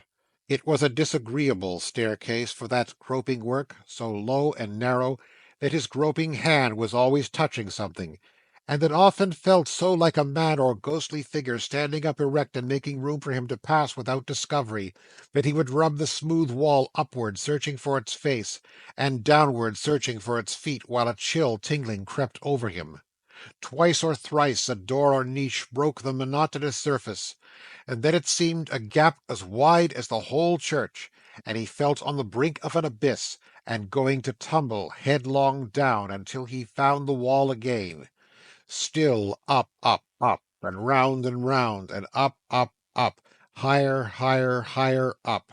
At length the dull and stifling atmosphere began to freshen, presently to feel quite windy, presently it blew so strong that he could hardly keep his legs, but he got to an arched window in the tower, breast high, and holding tight, looked down upon the housetops, on the smoking chimneys, on the blur and blotch of lights, towards the place where Meg was wondering where he was and calling to him perhaps, all kneaded up together in a leaven of mist and darkness. This was the belfry, where the ringers came. He had caught hold of one of the frayed ropes which hung down through apertures in the oaken roof. At first he started, thinking it was hair, then trembled at the very thought of waking the deep bell. The bells themselves were higher, higher. Trotty, in his fascination or in working out the spell upon him, groped his way, by ladders now, and toilsomely, for it was steep, and not too certain holding for the feet. Up, and climb and clamber, up, up, higher, higher, higher up, until ascending to the floor and pausing with his head just raised above its beams, he came among the bells. It was barely possible to make out their great shapes in the gloom, but there they were, shadowy and dark and dumb. A heavy sense of dread and loneliness fell instantly upon him as he climbed into this airy nest of stone and metal. His head went round and round. He listened, and then raised a wild "Holla!" Holla was mournfully protracted by the echoes. Giddy, confused, and out of breath and frightened, Toby looked about him vacantly, and sunk down in a swoon. End of Chapter 2 of the Chimes. The Chimes, Chapter 3, Third Quarter. Black are the brooding clouds, and troubled the deep waters, when the sea of thought, first heaving from a calm, gives up its dead. Monsters uncouth and wild arise in premature, imperfect resurrection. The several parts and shapes of different things are joined and mixed by chance, and when and how and by what wonderful degrees each separates from each, and every sense and object of the mind resumes its usual form and lives again, no man, though every man is every day the casket of this type of the great mystery, can tell. So when and how the darkness of the night black steeple changed to shining light, when and how the solitary tower was peopled with a myriad figures, when and how the whispered "Haunt and hunt him," breathing monotonously through his sleep or swoon, became a voice exclaiming in the waking ears of Trotty, "Break his slumbers," when and how he ceased to have a sluggish and confused idea that such things were, companioning a host of others that were not, there are no dates or means to tell. But awake and standing on his feet upon the boards where he had lately lain, he saw this goblin sight. He saw the tower, whither his charmed footsteps had brought him, swarming with dwarf phantoms, spirits, elfin creatures of the bells. He saw them leaping, flying, dropping, pouring from the bells without a pause. He saw them round him on the ground, above him in the air, clambering from him by the ropes below, looking down upon him from the massive iron-girded beams, peeping in upon him through the chinks and loopholes in the walls, spreading away and away from him in enlarging circles, as the water ripples gave way to a huge stone that suddenly came plashing in among them. He saw them of all aspects and all shapes. He saw them ugly, handsome, crippled, exquisitely formed. He saw them young, he saw them old, he saw them kind, he saw them cruel, he saw them merry, he saw them grim, he saw them dance and heard them sing, he saw them tear their hair and heard them howl, he saw the air thick with them, he saw them come and go incessantly, he saw them riding downwards, soaring upwards, sailing off afar, perching near at hand, all restless and all violently active. Stone and brick and slate and tile became transparent to him as to them. He saw them in the houses, busy at the sleepers' beds. He saw them soothing people in their dreams. He saw them beating them with knotted whips. He saw them yelling in their ears. He saw them playing softest music on their pillows. He saw them cheering some with the songs of birds and the perfume of flowers. He saw them flashing awful faces on the troubled rest of others from enchanted mirrors which they carried in their hands. He saw these creatures not only among sleeping men, but waking also, active in pursuits irreconcilable with one another, and possessing or assuming natures the most opposite. He saw one buckling on innumerable wings to increase his speed, another loading himself with chains and weights to retard his. He saw some putting the hands of clocks forward, some putting the hands of clocks backward, some endeavouring to stop the clock entirely. He saw them representing here a marriage ceremony, there a funeral, in this chamber an election, in that a ball. He saw everywhere restless and untiring motion. Bewildered by the host of shifting and extraordinary figures, as well as by the uproar of the bells, which all this while were ringing, Trotty clung to a wooden pillar for support, and turned his white face here and there in mute and stunned astonishment. As he gazed, the chimes stopped. Instantaneous change. The whole swarm fainted. Their forms collapsed, their speed deserted them. They sought to fly, but in the act of falling died and melted into air. No fresh supply succeeded them. One straggler leaped down pretty briskly from the surface of the great bell, and alighted on his feet, but he was dead and gone before he could turn round. Some few of the late company who had gambled in the tower remained there, spinning over and over a little longer, but these became at every turn more faint and few and feeble, and soon went the way of the rest. The last of all was one small hunchback, who had got into an echoing corner, where he twirled and floated by himself a long time, showing such perseverance that at last he dwindled to a leg and even to a foot, before he finally retired. But he vanished in the end, and then the tower was silent. Then, and not before, did Trotty see in every bell a bearded figure of the bulk and statue of the bell, incomprehensibly a figure, and the bell itself, gigantic, grave, and darkly watchful of him, as he stood rooted to the ground. Mysterious and awful figures, resting on nothing, poised in the night air of the tower, with their draped and hooded heads merged in the dim roof, motionless and shadowy.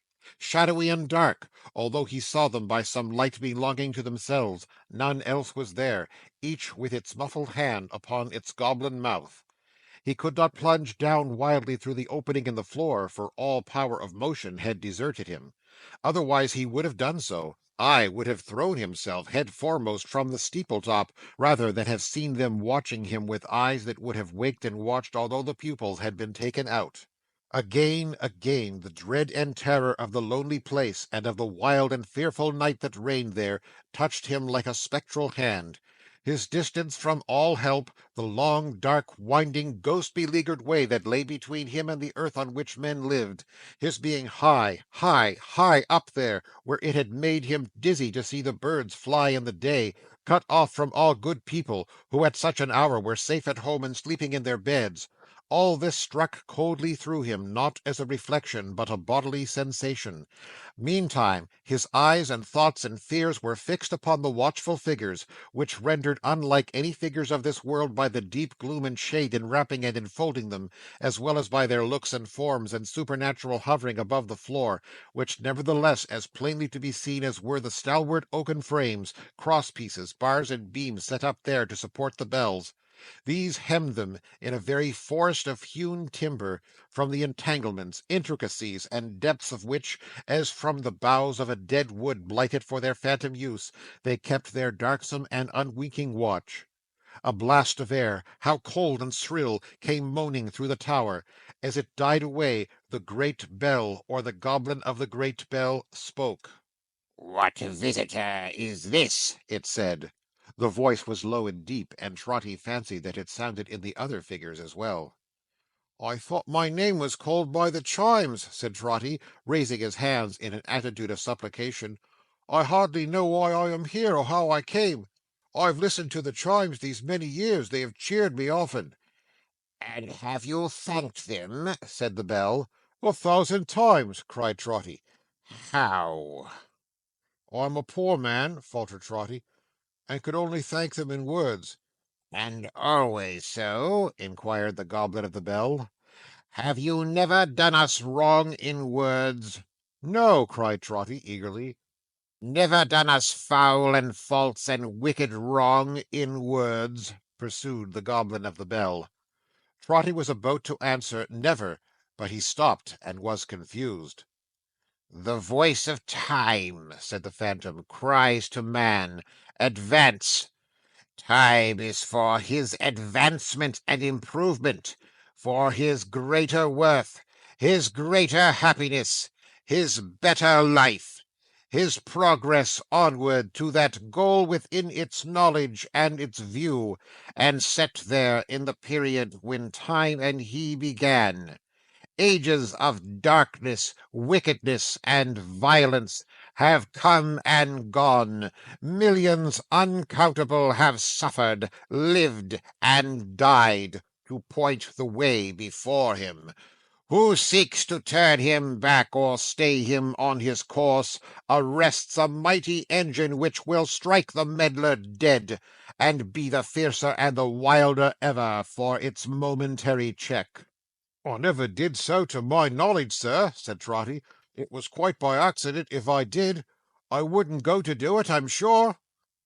"Who puts into the mouth of time or of its servants," said the Goblet of the Bell, "a cry of lamentation for days which have had their trial and their failure, and have left deep traces of it which the blind may see, a cry that only serves the present time, by showing men how much it needs their help when any ears can listen to regrets for such a past. Who does this does a wrong, and you have done that wrong to us, the Chimes." Trotty's first excess of fear was gone, but he had felt tenderly and gratefully towards the bells, as you have seen, and when he heard himself arraigned as one who had offended them so weightily, his heart was touched with penitence and grief. "If you knew," said Trotty, clasping his hands earnestly, "or perhaps you do know, if you know how often you have kept me company, how often you have cheered me up when I've been low, how you were quite the plaything of my little daughter Meg, almost the only one she ever had, when first her mother died, and she and me were left alone, you won't bear malice for a hasty word." Who hears in us, the Chimes, one note bespeaking disregard or stern regard of any hope or joy or pain or sorrow of the many-sorrowed throng, who hears us make response to any creed that gauges human passions and affections, as it gauges the amount of miserable food on which humanity may pine and wither, does us wrong. That wrong you have done us," said the bell. "I have," said Trotty. "Oh, forgive me." Who hears us echo the dull vermin of the earth, the putters down of crushed and broken natures, formed to be raised up higher than such maggots of the time can crawl or can conceive, pursued the Goblet of the Bell, who does so, does us wrong, and you have done us wrong." "Not meaning it," said Trotty. "In my ignorance, not meaning it." "Lastly, and most of all," pursued the bell, "who turns his back upon the fallen and disfigured of his kind, abandons them as vile, and does not trace and track with pitying eyes the unfenced precipice by which they fell from good, grasping in their fall some tufts and shreds of that lost soil, and clinging to them still when bruised and dying in the gulf below, does wrong to heaven and man, to time and to eternity, and you have done that wrong." "Spare me!" cried Trotty, falling on his knees. "For mercy's sake!" "Listen," said the shadow. "Listen," cried the other shadows. "Listen," said a clear and childlike voice, which Trotty thought he recognized as having heard before. The organ sounded faintly in the church below. Swelling by degrees, the melody ascended to the roof, and filled the choir and nave.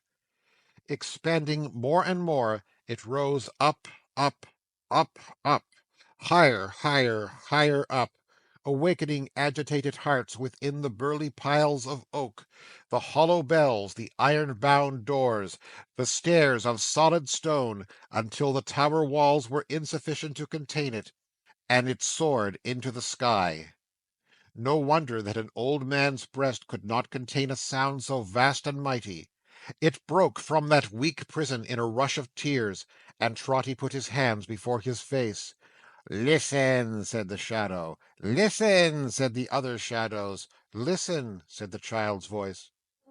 A solemn strain of blended voices rose into the tower. It was a very low and mournful strain, a dirge, and as he listened, Trotty heard his child among the singers. "She is dead!" exclaimed the old man. "Meg is dead! Her spirit calls to me! I hear it!" "The spirit of your child bewails the dead, and mingles with the dead. Dead hopes, dead fancies, dead imaginings of youth," returned the bell. "But she is living. Learn from her life a living truth. Learn from the creature dearest to your heart how bad the bad are born. See every bud and leaf plucked one by one from off the fairest stem, and know how bare and wretched it may be. Follow her to desperation." Each of the shadowy figures stretched its right arm forth and pointed downwards. "The spirit of the chimes is your companion," said the figure. "Go, it stands behind you." Trotty turned and saw the child. The child Will Fern had carried in the street. The child whom Meg had watched, now asleep. "I carried her myself to-night," said Trotty, "in these arms." "Show him what he calls himself," said the dark figures, one and all. The tower opened at his feet. He looked down, and beheld his own form lying at the bottom on the outside, crushed and motionless. "No more a living man!" cried Trotty. "Dead!" "Dead!" said the figures all together. "Gracious heaven! And the New Year?" "Past!" said the figures. "What!" he cried, shuddering. "I missed my way, and coming on the outside of this tower in the dark, fell down. A year ago?" "9 years ago," replied the figures. As they gave the answer, they recalled their outstretched hands, and where their figures had been, there the bells were. And they rung, their time being come again. And once again vast multitudes of phantoms sprung into existence, once again were incoherently engaged as they had been before, once again faded on the stopping of the chimes, and dwindled into nothing. "What are these?" he asked his guide. "If I'm not mad, what are these?"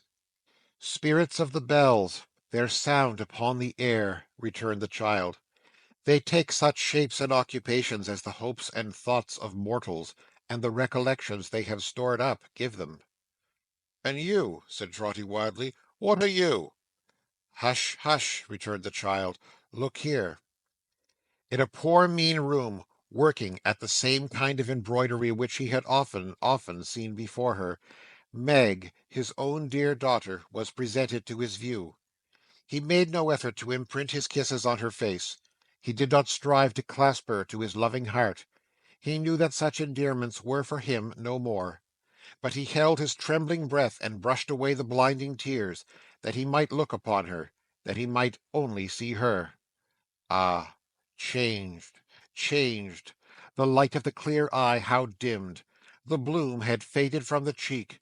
Beautiful she was, as she had ever been. But hope, hope, hope! Oh, where was the fresh hope that had spoken to him like a voice? She looked up from her work at a companion. Following her eyes, the old man started back.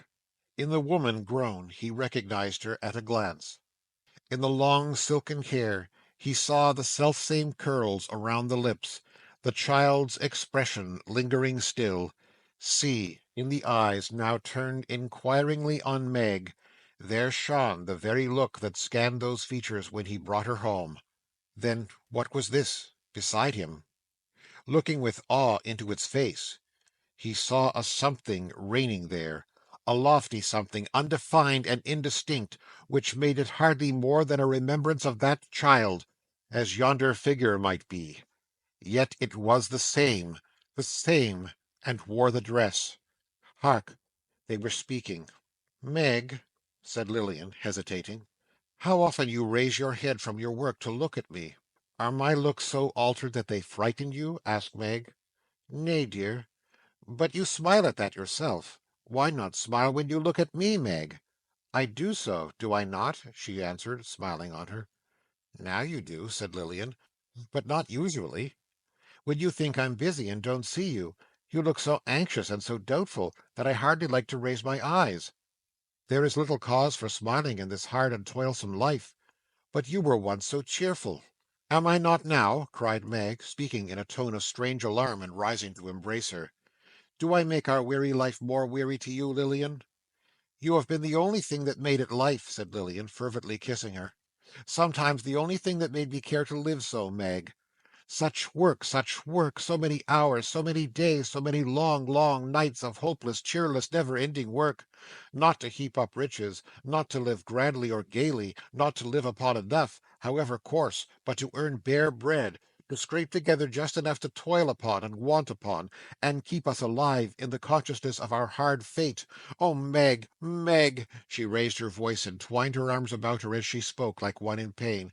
"How can the cruel world go round and bear to look upon such lives?" "Lily," said Meg, soothing her, and putting back her hair from her wet face. "Why, Lily, you, so pretty and so young—" "Oh, Meg," she interrupted, holding her at arm's length and looking in her face imploringly, "the worst of all, the worst of all, strike me old, Meg, wither me and shrivel me and free me from the dreadful thoughts that tempt me in my youth." Trotty turned to look upon his guide, but the spirit of the child had taken flight, was gone. Neither did he himself remain in the same place, for Sir Joseph Bowley, friend and father of the poor, held a great festivity at Bowley Hall in honour of the natal day of Lady Bowley, and as Lady Bowley had been born on New Year's Day, which the local newspapers considered an especial pointing of the finger of Providence to number one as Lady Bowley's destined figure in creation, it was on New Year's Day that this festivity took place. Bowley Hall was full of visitors. The red-faced gentleman was there. Mr. Filer was there. The great Alderman Cute was there. Alderman Cute had a sympathetic feeling with great people, and had considerably improved his acquaintance with Sir Joseph Bowley on the strength of his attentive letter; indeed, had become quite a friend of the family since then, and many guests were there. Trotty's ghost was there, wandering about, poor phantom, drearily, and looking for its guide. There was to be a great dinner in the great hall, at which Sir Joseph Bowley, in his celebrated character of friend and father of the poor, was to make his great speech. Certain plum puddings were to be eaten by his friends and children in another hall first, and at a given signal, friends and children, flocking in among their friends and fathers, were to form a family assemblage, with not one manly eye therein unmoistened by emotion. But there was more than this to happen, even more than this.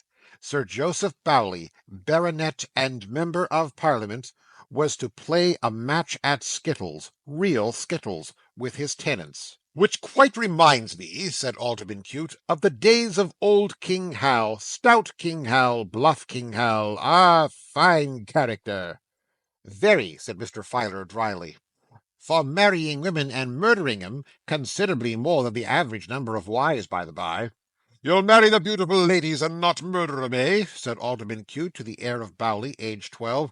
"Sweet boy! We shall have this little gentleman in Parliament now," said the Alderman, holding him by the shoulders, and looking as reflective as he could, "before we know where we are. We shall hear of his successes at the poll, his speeches in the House, his overtures from the government, his brilliant achievements of all kinds. Ah, we shall make our little orations about him in the Common Council, I'll be bound, before we have time to look about us." Oh, the difference of shoes and stockings, Trotty thought. But his heart yearned towards the child for the love of those same shoeless and stockingless boys, predestined by the alderman to turn out bad, who might have been the children of poor Meg. "Richard," moaned Trotty, roaming among the company to and fro. "Where is he? I can't find Richard. Where is Richard?" Not likely to be there, if still alive. But Trotty's grief and solitude confused him, and he still went wandering among the gallant company, looking for his guide, and saying, "Where is Richard? Show me Richard." He was wandering thus, when he encountered Mr. Fish, the confident secretary, in great agitation. "Bless my heart and soul!" cried Mr. Fish. "Where's Alderman Cute? Has anybody seen the alderman?" Seen the alderman? Oh dear! Who could ever help seeing the alderman? He was so considerate, so affable, he bore so much in mind in the natural desires of folks to see him, that if he had a fault, it was the being constantly on view. And wherever the great people were, there, to be sure, attracted by the kindred sympathy between great souls, was Cute. Several voices cried that he was in the circle round Sir Joseph. Mr. Fish made way there, found him, and took him secretly into a window near at hand. Trotty joined them, not of his own accord; he felt that his steps were led in that direction. "My dear Alderman Cute," said Mr. Fish, "a little more this way. The most dreadful circumstance has occurred. I have this moment received the intelligence. I think it will be best not to acquaint Sir Joseph with it till the day is over. You understand, Sir Joseph, and will give me your opinion. The most frightful and deplorable event." "Fish," returned the Alderman, "Fish, my good fellow, what is the matter? Nothing revolutionary, I hope? No. No attempted interference with the magistrates?" "Deedles, the banker!" gasped the secretary. "Deedles Brothers, who was to have been here to-day, high in office in the Goldsmiths' Company." "Not stopped!" exclaimed the Alderman. "It can't be!" "Shot himself!" "Good God!" "Put a double-barrel pistol to his mouth in his own counting-house," said Mr. Fish, "and blew his brains out. No motive. Princely circumstances." "Circumstances!" exclaimed the Alderman. "A man of noble fortune, one of the most respectable of men. Suicide, Mr. Fish, by his own hand." "This very morning," returned Mr. Fish. "Oh, the brain, the brain!" exclaimed the pious Alderman, lifting up his hands. "Oh, the nerves, the nerves! The mysteries of this machine called man! Oh, the little that unhinges it, poor creatures that we are! Perhaps a dinner, Mr. Fish. Perhaps the conduct of his son, who, I have heard, ran very wild, and was in the habit of drawing bills upon him without the least authority. A most respectable man, one of the most respectable men I ever knew. A lamentable instance, Mr. Fish, a public calamity. I shall make a point of wearing the deepest mourning. A most respectable man.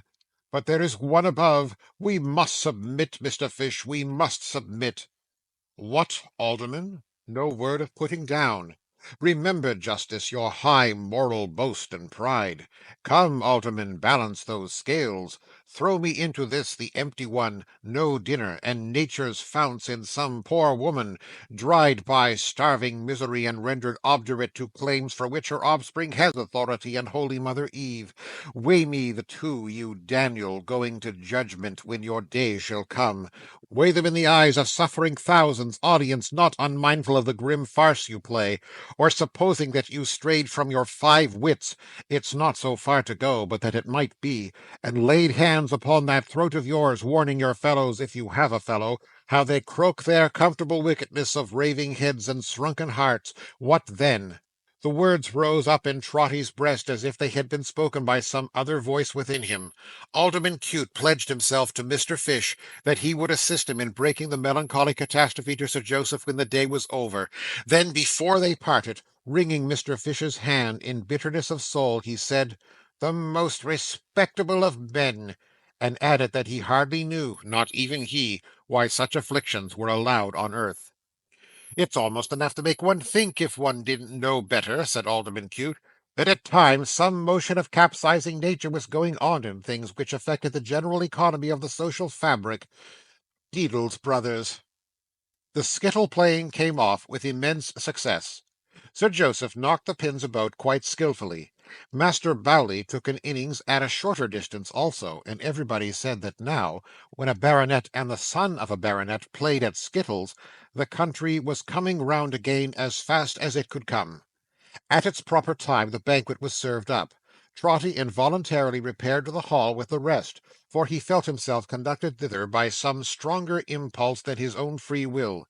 The sight was gay in the extreme. The ladies were very handsome, the visitors delighted, cheerful, and good-tempered. When the lower doors were opened, and the people flocked in their rustic dresses, the beauty of the spectacle was at its height, but Trotty only murmured more and more, "Where is Richard? He should help and comfort her. I can't see Richard."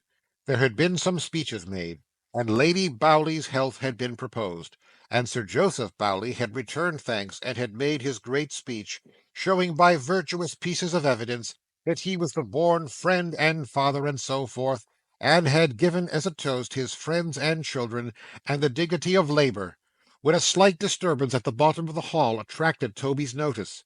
After some confusion, noise, and opposition, one man broke through the rest, and stood forward by himself.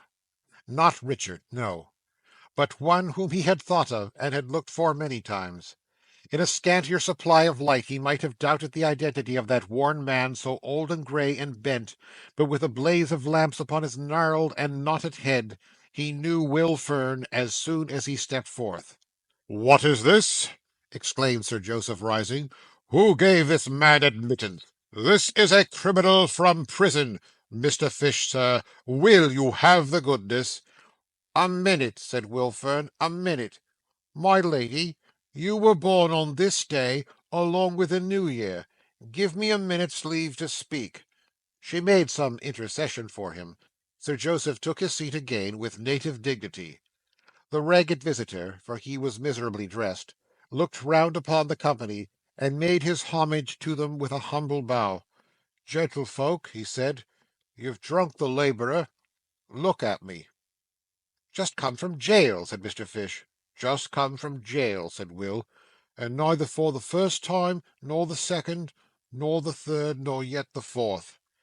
Mr. Filer was heard to remark testily that 4 times was over the average, and he ought to be ashamed of himself. Gentlefolks, repeated Will Fern, look at me. You see I'm at the worst, beyond all hurt or harm, beyond your help, for the time when your kind words or kind actions could have done me good, he struck his hand upon his breast and shook his head, is gone, with the scent of last year's beans or clover on the air. Let me say a word for these, pointing to the labouring people in the hall, and when you're met together, hear the real truth, speak out for once. There's not a man here, said the host, who would have him for a spokesman. Like enough, said Joseph, I believe it. Not the less true, perhaps, is what I say. Perhaps that's a proof on it. Gentlefolks, I've lived many a year in this place. You may see the cottage from the sunk fence over yonder. I've seen the ladies draw it in their books 100 times. It looks well in a picter, I've heard say, but there ain't weather in picters. Maybe 'tis fitter for that than for a place to live in. Well, I live there. How hard, how bitter hard I live there, I won't say. Any day in the year, and every day, you can judge for your own selves. He had spoke as he had spoken on the night when Trotty found him in the street. His voice was deeper and more husky. It had a trembling in it now and then, but he never raised it passionately, and seldom lifted it above the firm stern level of the homely facts he stated. "'Tis harder than you think for gentlefolks to grow up decent, commonly decent, in such a place. That I growed up a man and not a brute says something for me, as I was then. As I am now, there's nothing can be said for me or done for me. I'm past it." I am glad this man has entered, observed Sir Joseph, looking round serenely. Don't disturb him. It appears to be ordained. He is an example, a living example. I hope and trust and confidently expect that it will not be lost upon my friends here. I dragged on, said Fern, after a moment's silence, somehow. Neither me nor any other man knows how, but so heavy that I couldn't put a cheerful face upon it or make believe that I was anything but what I was. Now, gentlemen, you gentlemen that sits at sessions, when you see a man with discontent writ on his face, you says to one another, he's suspicious, or has my doubt, says you, about Will Fern. Watch that fellow. I don't say, gentlemen, it ain't quite natural, but I say 'tis so, and from that hour, whatever Will Fern does, or lets alone, all one, it goes against him." Alderman Cute stuck his thumbs in his waistcoat pockets, and leaning back in his chair, and smiling, winked at a neighbouring chandelier, as much as to say, "Of course, I told you so. The common cry. Lord bless you, we are up to all this sort of thing, myself and human nature." "Now, gentlemen," said Will Fern, holding out his hands, and flushing for an instant in his haggard face, "see how your laws are made to trap and hunt us when we're brought to this. I tries to live elsewhere, and I'm a vagabond, to jail with him. I comes back here. I goes a nutting in your woods, and breaks, who don't, a limber branch or two, to jail with him. One of your keepers sees me in the broad day, near my own patch of garden, with a gun, to jail with him. I has a natural angry word with that man when I'm free again, to jail with him. I cuts a stick, to jail with him. I eats a rotten apple or a turnip, to jail with him. It's 20 mile away, and coming back I begs a trifle on the road, to jail with him. At last the constable, the keeper, anybody finds me anywhere a doing anything, to jail with him, for he's a vagrant and a jail bird known, and jail's the only home he's got." The alderman nodded sagaciously, as who should say, "A very good home, too."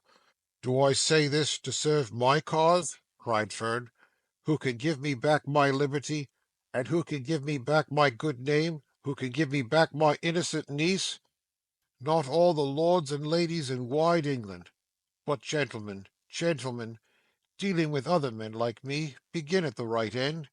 Give us, in mercy, better homes when we're a lying in our cradles.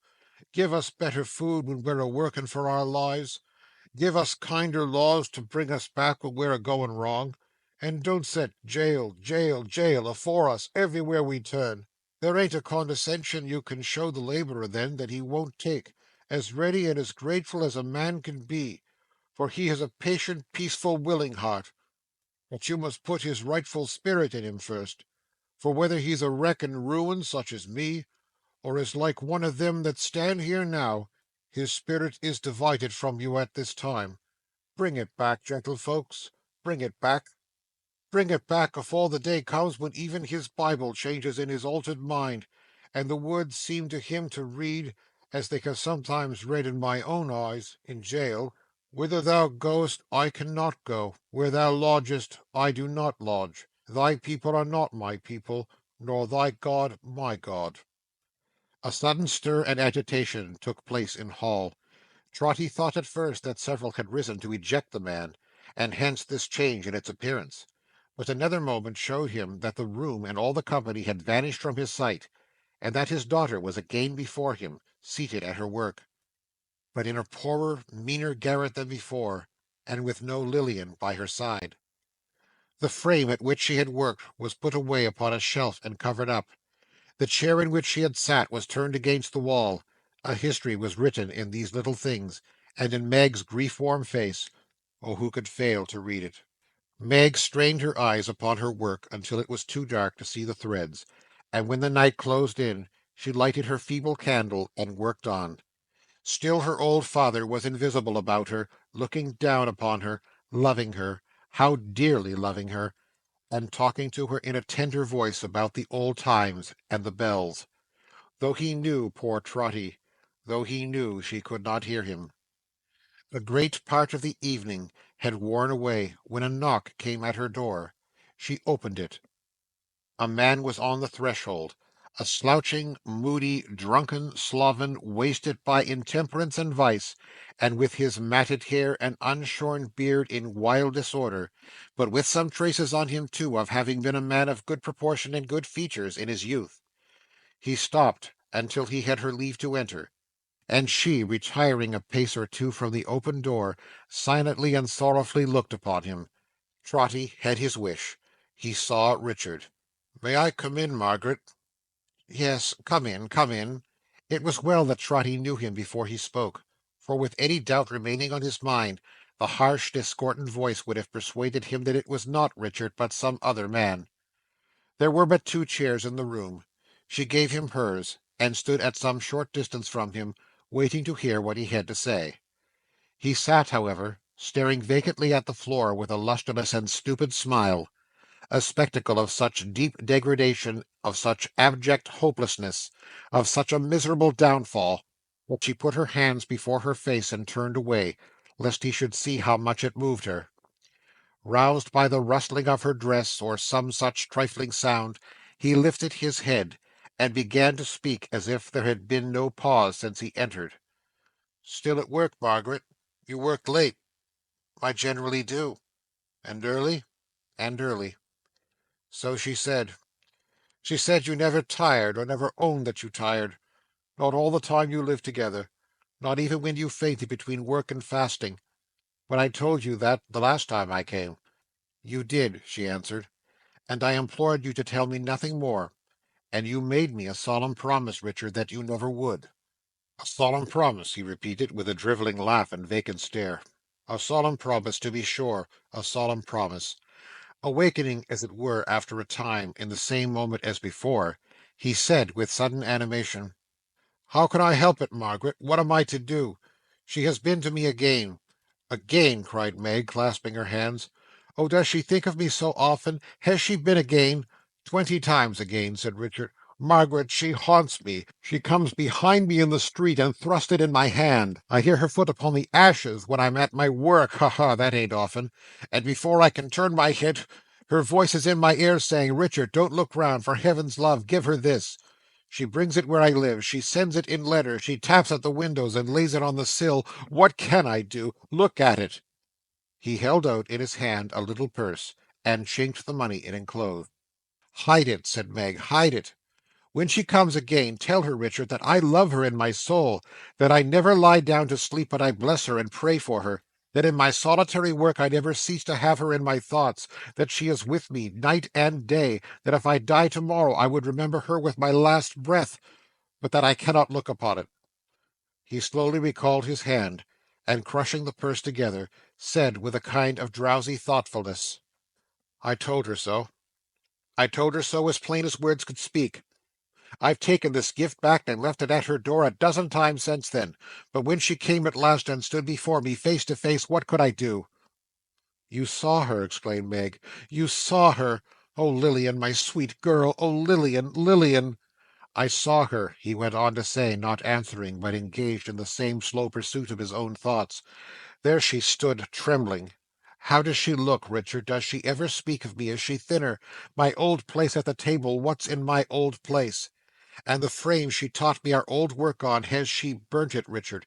There she was. I heard her say it." Meg checked her sobs, and with her tears streaming from her eyes, bent over him to listen, not to lose a breath. With her arms resting on his knees, and stooping forward in his chair, as if what he had said were written on the ground in some half legible character, which it was his occupation to decipher and connect, he went on. "Richard, I have fallen very low, and you may guess how much I have suffered in having this sent back, when I can bear to bring it in my hand to you. But you loved her once, even in my memory, dearly. Others stepped in between you, fears and jealousies and doubts and vanities estranged you from her, but you did love her, even in my memory." "I suppose I did," he said, interrupting himself for a moment. "I did. That's nothing here nor there. Oh, Richard, if you ever did, if you have any memory of what's gone and lost, take it to her once more, once more. Tell her how I laid my head upon your shoulder, where her own head might have lain, and was so humble to you, Richard.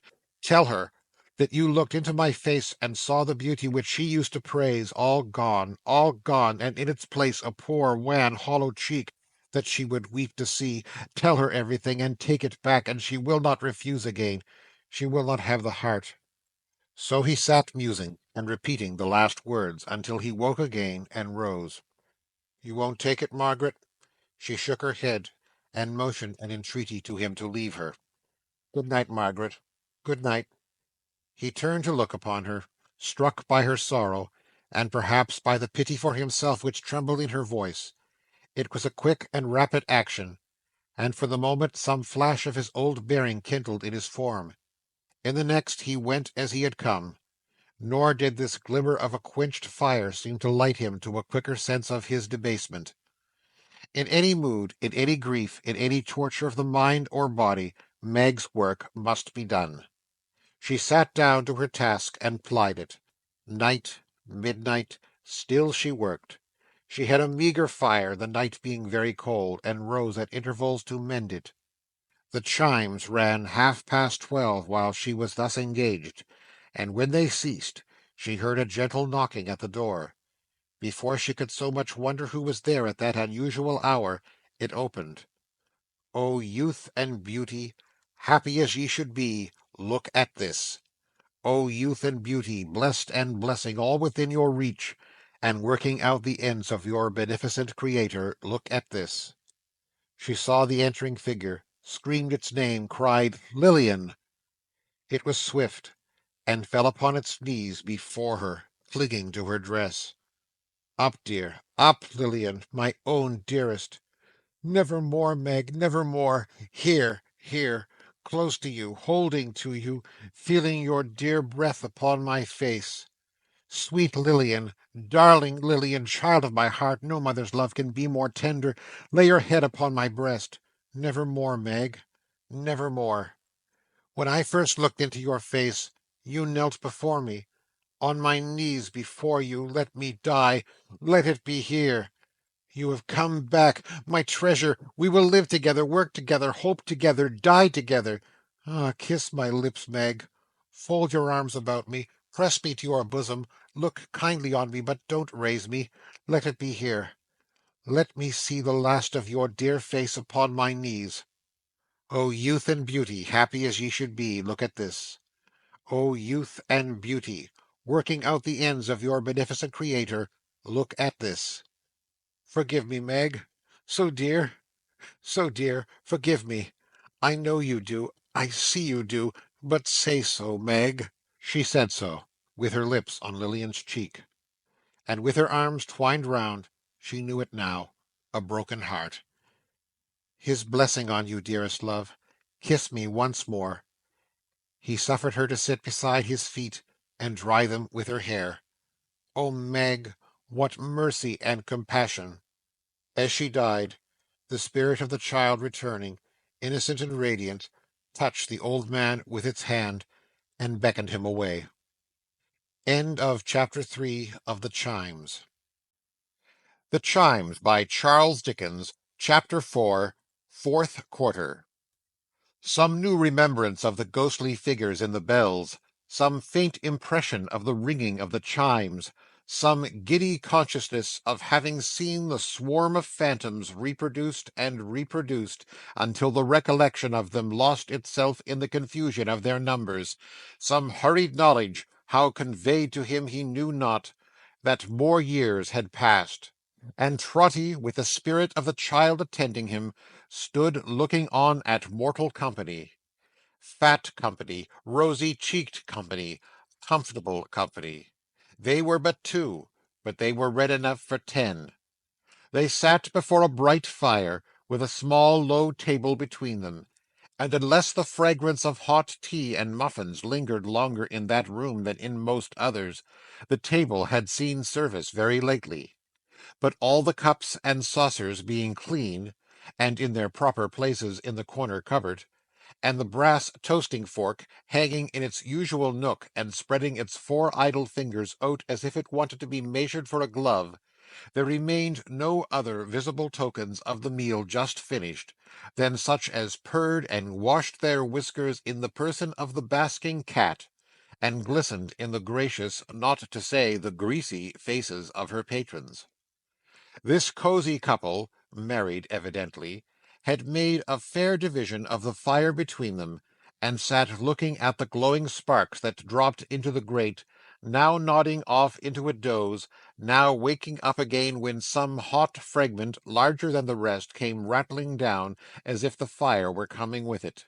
It was in no danger of a sudden extinction, however, for it gleamed not only in the little room and on the panes of window-glass in the door, and on the curtain half drawn across them, but in the little shop beyond, a little shop quite crammed and choked with the abundance of its stock, a perfectly voracious little shop, with a maw as accommodating and full as any shark's. Cheese, butter, firewood, soap, pickles, matches, bacon, table beer, peg top, sweetmeats, boys' kites, birdseed, cold ham, birch brooms, hearthstones, salt, vinegar, blacking, red herring, stationery, lard, mushroom ketchup, staylaces, loaves of bread, shuttlecocks, eggs, and slate pencil. Everything was fish that came to the net of this greedy little shop, and all articles were in its net. How many other kinds of petty merchandise were there, it would be difficult to say, but balls of packthread, ropes of onions, pounds of candles, cabbage nets, and brushes hung in bunches from the ceiling like extraordinary fruit, while various odd canisters emitting aromatic smells established the veracity of the inscription over the outer door, which informed the public that the keeper of this little shop was a licensed dealer in tea, coffee, tobacco, pepper, and snuff.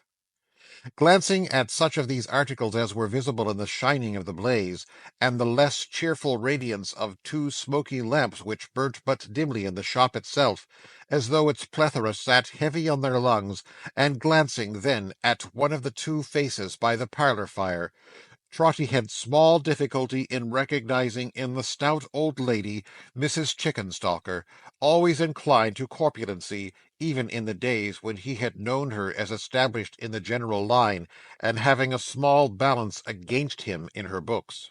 The features of her companion were less easy to him. The great broad chin, with creases in it large enough to hide a finger in; the astonished eyes that seemed to expostulate with themselves for sinking deeper and deeper into the yielding fat of the soft face; the nose afflicted with that disordered action of its functions which is generally termed the snuffles; the short thick throat and labouring chest, with other beauties of the like description, though calculated to impress the memory, Trotty could at first allot to nobody he had ever known, and yet he had some recollection of them too. At length, in Mrs. Chickenstalker's partner in the general line, and in the crooked and eccentric line of life, he recognized the former porter of Sir Joseph Bowley, an apoplectic innocent, who had connected himself in Trotty's mind with Mrs. Chickenstalker years ago, by giving him admission to the mansion where he had confessed his obligations to that lady and drawn on his unlucky head such grave reproach. Trotty had little interest in a change like this, after the changes he had seen, but association is very strong sometimes, and he looked involuntarily behind the parlour door, where the accounts of credit customers were usually kept in chalk. There was no record of his name. Some names were there, but they were strange to him, and infinitely fewer than of old, from which he argued that the porter was an advocate of ready money transactions, and on coming into the business had looked pretty sharp after the Chickenstalker defaulters. So desolate was Trotty, and so mournful for the youth and promise of his blighted child, that it was a sorrow to him even to have no place in Mrs. Chickenstalker's ledger.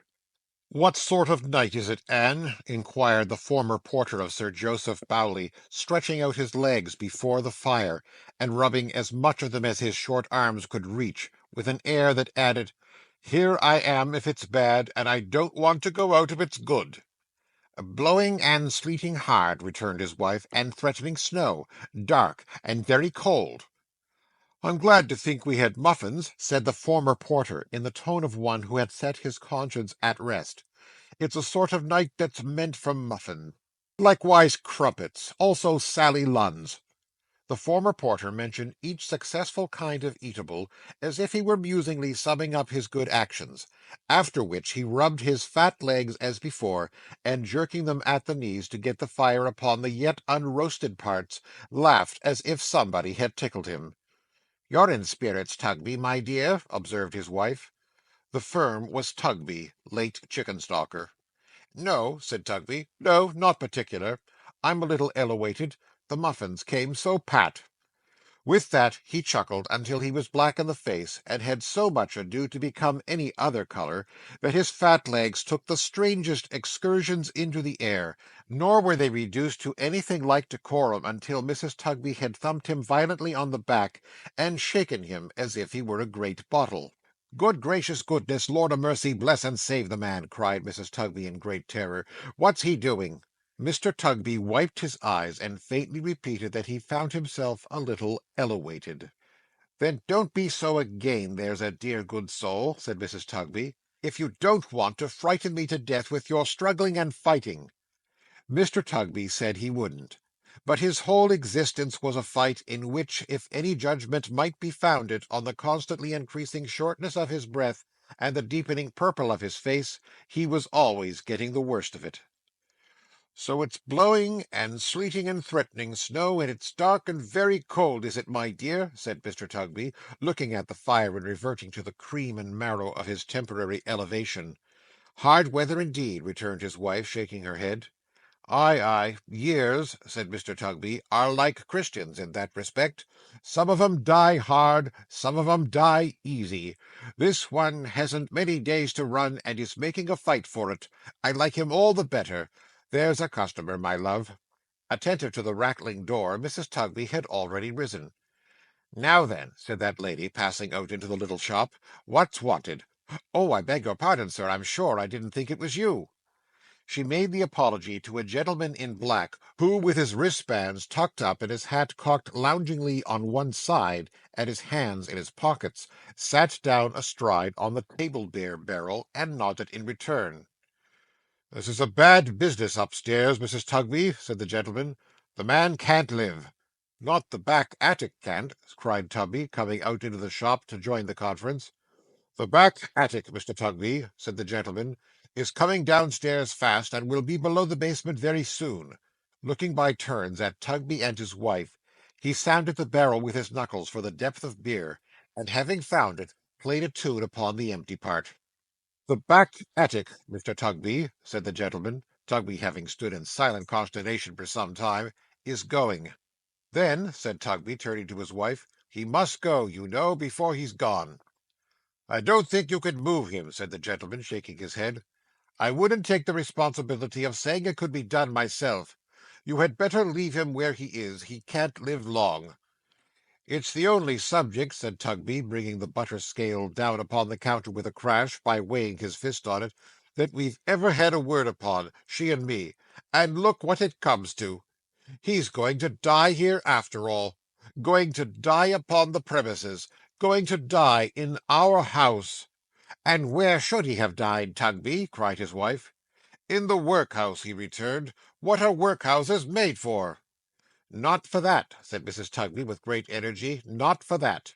Neither did I marry you for that. Don't think it, Tugby. I won't have it. I won't allow it. I'd be separated first, and never see your face again. When my widow's name stood over that door, as it did for many years, this house being known as Mrs. Chickenstalker's far and wide, and never known but to its honest credit and good report, when my widow's name stood over that door, Tugby, I knew him as a handsome, steady, manly, independent youth. I knew her as the sweetest looking, sweetest tempered girl eyes ever saw. I knew her father. Poor old creature, he fell down from the steeple walking in his sleep, and killed himself, for the simplest, hardest working, childish hearted man that ever drew the breath of life. And when I turned them out of house and home, may angels turn me out of heaven, as they would, and serve me right." Her old face, which had been a plump and dimpled one before the changes which had come to pass, seemed to shine out of her as she said these words, and when she dried her face, and shook her head and her handkerchief at Tugby, with an expression of firmness which it was quite clear was not to be easily resisted, Trotty said, "Bless her, bless her." Then he listened with a panting heart for what should follow, knowing nothing yet but that they spoke of Meg. If Tugby had been a little elevated in the parlour, he more than balanced that account by being not a little depressed in the shop, where he now stood staring at his wife without attempting a reply, secretly conveying, however, either in a fit of abstraction or as a precautionary measure, all the money from the till into his own pockets as he looked at her. The gentleman upon the table-beer cask, who appeared to be some authorized medical attendant upon the poor, was far too well accustomed, evidently, to little differences of opinion between man and wife to interpose any remark in this instance. He sat softly whistling and turning little drops of beer out of the tap upon the ground, until there was a perfect calm, when he raised his head and said to Mrs. Tugby, late Chickenstalker, "There's something interesting about the woman even now. How did she come to marry him?" "Why, that," said Mrs. Tugby, taking a seat near him, "is not the least cruel part of her story, sir. You see, they kept company, she and Richard, many years ago. When they were a young and beautiful couple, everything was settled, and they were to have been married on a New Year's Day. But somehow Richard got it into his head, through what the gentleman told them, that he might do better, that he'd soon repent it, and that she wasn't good enough for him, and that a young man of spirit had no business to be married. And the gentleman frightened her, and made her melancholy and timid of his deserting her, and of her children coming to the gallows, and of its being wicked to be man and wife, and a good deal more of it. And in short, they lingered and lingered, and their trust in one another was broken, and so at last was the match. But the fault was his. She would have married him, sir, joyfully. I've seen her heart swell many times afterwards, when he passed her in a proud and careless way, and never did a woman grieve more truly for a man than she for Richard when he first went wrong." Oh, he went wrong, did he? Said the gentleman, pulling out the vent peg of the table beer, and trying to peep down into the barrel through the hole. Well, sir, I don't know that he rightly understood himself, you see. I think his mind was troubled by their having broke with one another, and that but for being ashamed before the gentleman, and perhaps for being uncertain too how she might take it, he'd have gone through any suffering or trial to have had Meg's promise and Meg's hand again. That's my belief. He never said so, more's the pity. He took to drinking, idling, bad companions, all the fine resources that were to be so much better for him than the home he might have been. He lost his looks, his character, his health, his strength, his friends, his work, everything. He didn't lose everything, Mrs. Tugby, returned the gentleman, because he gained a wife, and I want to know how he gained her. I'm coming to it, sir, in a moment. This went on for years and years, he sinking lower and lower, she enduring, poor thing, miseries enough to wear her life away. At last he was so cast down and cast out that no one would employ or notice him, and doors were shut upon him, go where he would. Applying from place to place and door to door, and coming for the 100th time to one gentleman who had often and often tried him, he was a good workman to the very end. That gentleman, who knew his history, said, "I believe you are incorrigible. There is only one person in the world who has a chance of reclaiming you. Ask me to trust you no more until she tries to do it." Something like that in his anger and vexation. "Ah," said the gentleman. "Well?" "Well, sir, he went to her, and kneeled to her, said it was so, said it ever had been so, and made a prayer to her to save him. And she—don't distress yourself, Mrs. Tugby, she came to me that night to ask me about living here. What he was once to me, she said, is buried in a grave, side by side with what I was to him. But I have thought of this, and I will make the trial, in the hope of saving him, for the love of the light-hearted girl, you remember her, who was to have been married on a New Year's Day, and for the love of her Richard. And said she had come to her from Lilian, and Lilian had trusted to him, and she could never forget that. So they were married.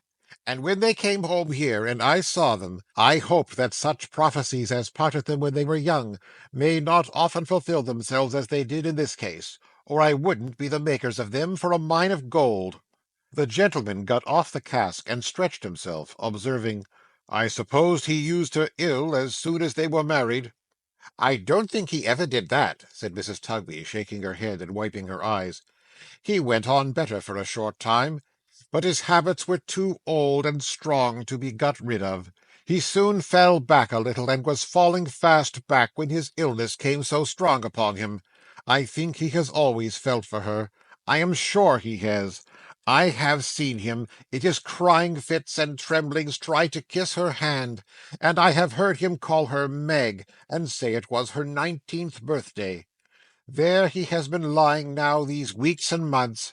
Between him and her baby she has not been able to do her old work, and by not being able to be regular she has lost it, even if she could have done it. How they have lived I hardly know." "I know," muttered Mr. Tugby, looking at the till and round the shop and at his wife, and rolling his head with immense intelligence, "like fighting cocks." He was interrupted by a cry, a sound of lamentation, from the upper story of the house. The gentleman moved hurriedly to the door. "My friend," he said, looking back, "you needn't discuss whether he shall be removed or not. He has spared you that trouble, I believe." Saying so, he ran upstairs, followed by Mrs. Tugby, while Mr. Tugby panted and grumbled after them at leisure, being rendered more than commonly short-winded by the weight of the till, in which there had been an inconvenient quantity of copper. Trotty, with the child beside him, floated up the staircase like mere air. "Follow her, follow her, follow her," he heard the ghostly voices and the bells repeat their words as he ascended. "Learn it from the creature dearest to your heart." It was over. It was over. And this was she, her father's pride and joy, this haggard, wretched woman, weeping by the bed, if it deserved that name, and pressing to her breast and hanging down her head upon an infant. Who can tell how spare, how sickly, and how poor an infant? who can tell how dear? Thank God! cried Trotty, holding up his folded hands. Oh, God be thanked she loves her child! The gentleman, not otherwise hard-hearted or indifferent to such scenes than that he saw them every day, and knew that they were figures of no moment in the filer sums, mere scratches in the working of these calculations, laid his hand upon the heart that beat no more, and listened for the breath, and said, "His pain is over. It's better as it is." Mrs. Tugby tried to comfort her with kindness. Mr. Tugby tried philosophy. "Come, come," he said, with his hands in his pockets, "you mustn't give way, you know. That won't do. You must fight up. What would have become of me if I had given way when I was porter, and we had as many as 6 runaway carriage doubles at our door in one night? But I fell back upon my strength of mind, and didn't open it." Again Trotty heard the voices saying, "Follow her." He turned towards his guide, and saw it rising from him, passing through the air. "Follow her," it said, and vanished. He hovered round her, sat down at her feet, looked up into her face for one trace of her old self, listened for one note of her old pleasant voice. He flitted round the child, so wan, so prematurely old, so dreadful in its gravity, so plaintive in its feeble, mournful, miserable wail. He almost worshipped it. He clung to it as her only safeguard, as the last unbroken link that bound her to endurance. He set his father's hope and trust on the frail baby, watched her every look upon it as she held it in her arms, and cried 1,000 times, "She loves it! God be thanked, she loves it!" He saw the woman tend her in the night, return to her when her grudging husband was asleep and all was still, encourage her, shed tears with her, set nourishment before her. He saw the day come and the night again, the day, the night, the time go by, the house of death relieved of death, the room left to herself and to the child. He heard it moan and cry, he saw it harass her and tire her out, and when she slumbered in exhaustion, drag her back to consciousness, and hold her with its little hands upon the rack. But she was constant to it, gentle with it, patient with it, patient. Was its loving mother in her inmost heart and soul, and had its being knitted up with hers, as when she carried it unborn. All this time she was in want, languishing away in dire and pining want. With the baby in her arms she wandered here and there in quest of occupation, and with its thin face lying in her lap, and looking up in hers, did any work for any wretched sum, a day and night of labour for as many farthings as there were figures on the dial. If she had quarrelled with it, if she had neglected it, if she had looked upon it with a moment's hate, if in the frenzy of an instant she had struck it, no, his comfort was, she loved it always. She told no one of her extremity, and wandered abroad in the day lest she should be questioned by her only friend, for any help she received from her hands occasioned fresh disputes between the good woman and her husband, and it was new bitterness to be the daily cause of strife and discord where she owed so much. She loved it still. She loved it more and more, but a change fell on the aspect of her love. One night she was singing faintly to it in its sleep, and walking to and fro to hush it, when her door was softly opened and a man looked in. "For the last time," he said. "William Fern, for the last time." He listened like a man pursued, and spoke in whispers. "Margaret, my race is nearly run. I couldn't finish it without a parting word with you, without one grateful word." "What have you done?" she asked, regarding him with terror. He looked at her, but gave no answer. After a short silence, he made a gesture with his hand, as if he set her question by, as if he brushed it aside, and said, "It's long ago, Margaret, now, but that night is as fresh in my memory as ever 'twas. We little thought then," he added, looking round, "that we should ever meet like this. Your child, Margaret? Let me have it in my arms. Let me hold your child." He put his hat upon the floor and took it, and he trembled as he took it, from head to foot. "Is it a girl?" "Yes." He put his hand before its little face. "See how weak I'm grown, Margaret, when I want the courage to look at it. Let her be a moment. I won't hurt her. It's long ago, but what's her name?" "Margaret," she answered quickly. "I'm glad of that," he said. "I'm glad of that." He seemed to breathe more freely, and after pausing for an instant took away his hand and looked upon the infant's face, but covered it again immediately. "Margaret," he said, and gave her back the child. "It's Lilian's." "Lilian's?" "I held the same face in my arm when Lilian's mother died and left her." "When Lilian's mother died and left her?" she repeated wildly. "How shrill you speak! Why do you fix your eyes upon me so? Margaret!" She sunk down in a chair and pressed the infant to her breast and wept over it. Sometimes she released it from her embrace to look anxiously in its face, then strained it to her bosom again. At those times when she gazed upon it, then it was that something fierce and terrible began to mingle with her love. Then it was that her old father quailed. "Follow her," was sounding through the house. "Learn it from the creature dearest to your heart."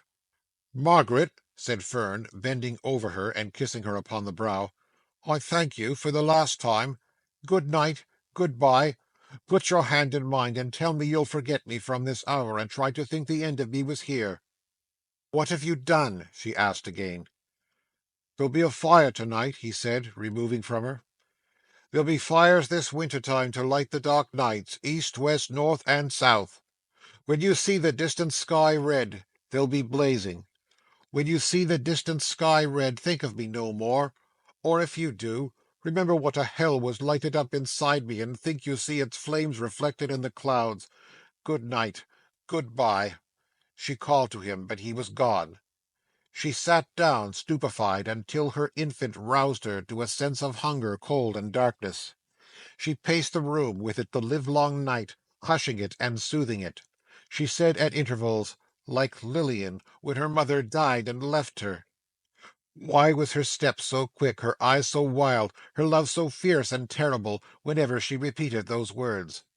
"But it is love," said Trotty. "It is love. She'll never cease to love it. My poor Meg!" She dressed the child next morning with unusual care. Ah, vain expenditure of care upon such squalid robes! And once more tried to find some means of life. It was the last day of the old year. She tried till night, and never broke her fast. She tried in vain.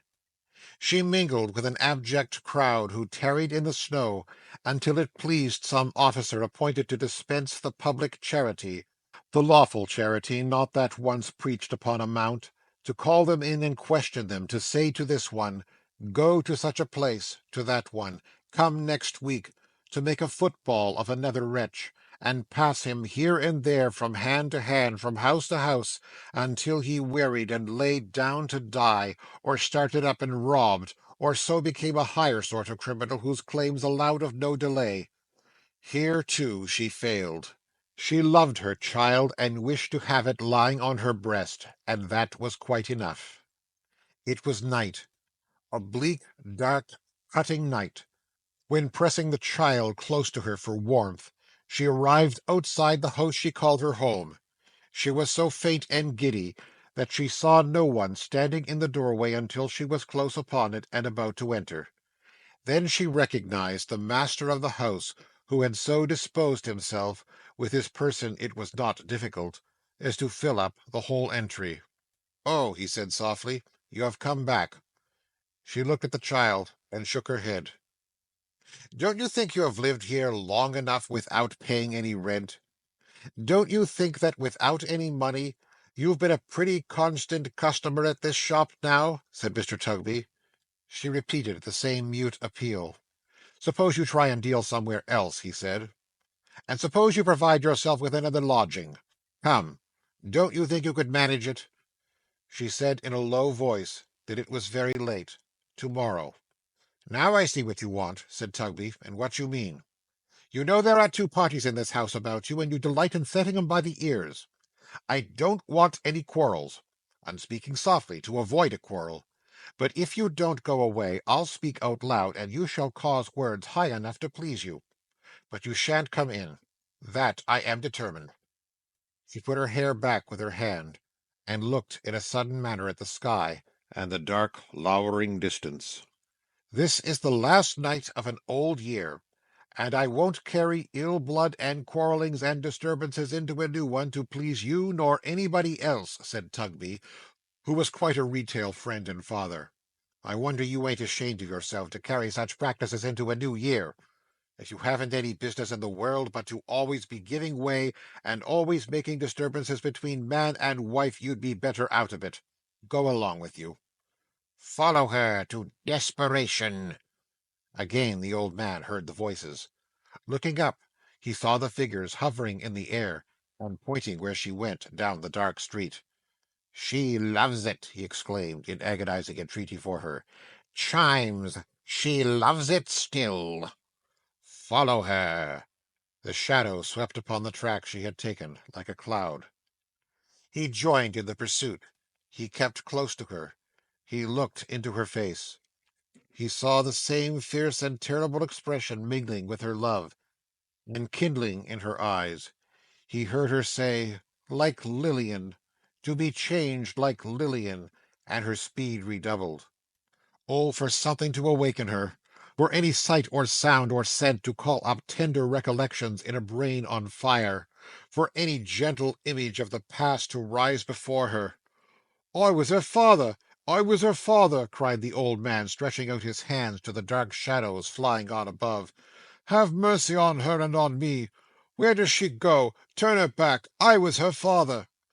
But they only pointed to her as she hurried on, and said, "To desperation! Learn it from the creature dearest to your heart."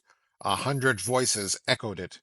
The air was made of breath expended on those words. He seemed to take them in at every gasp he drew. They were everywhere and not to be escaped.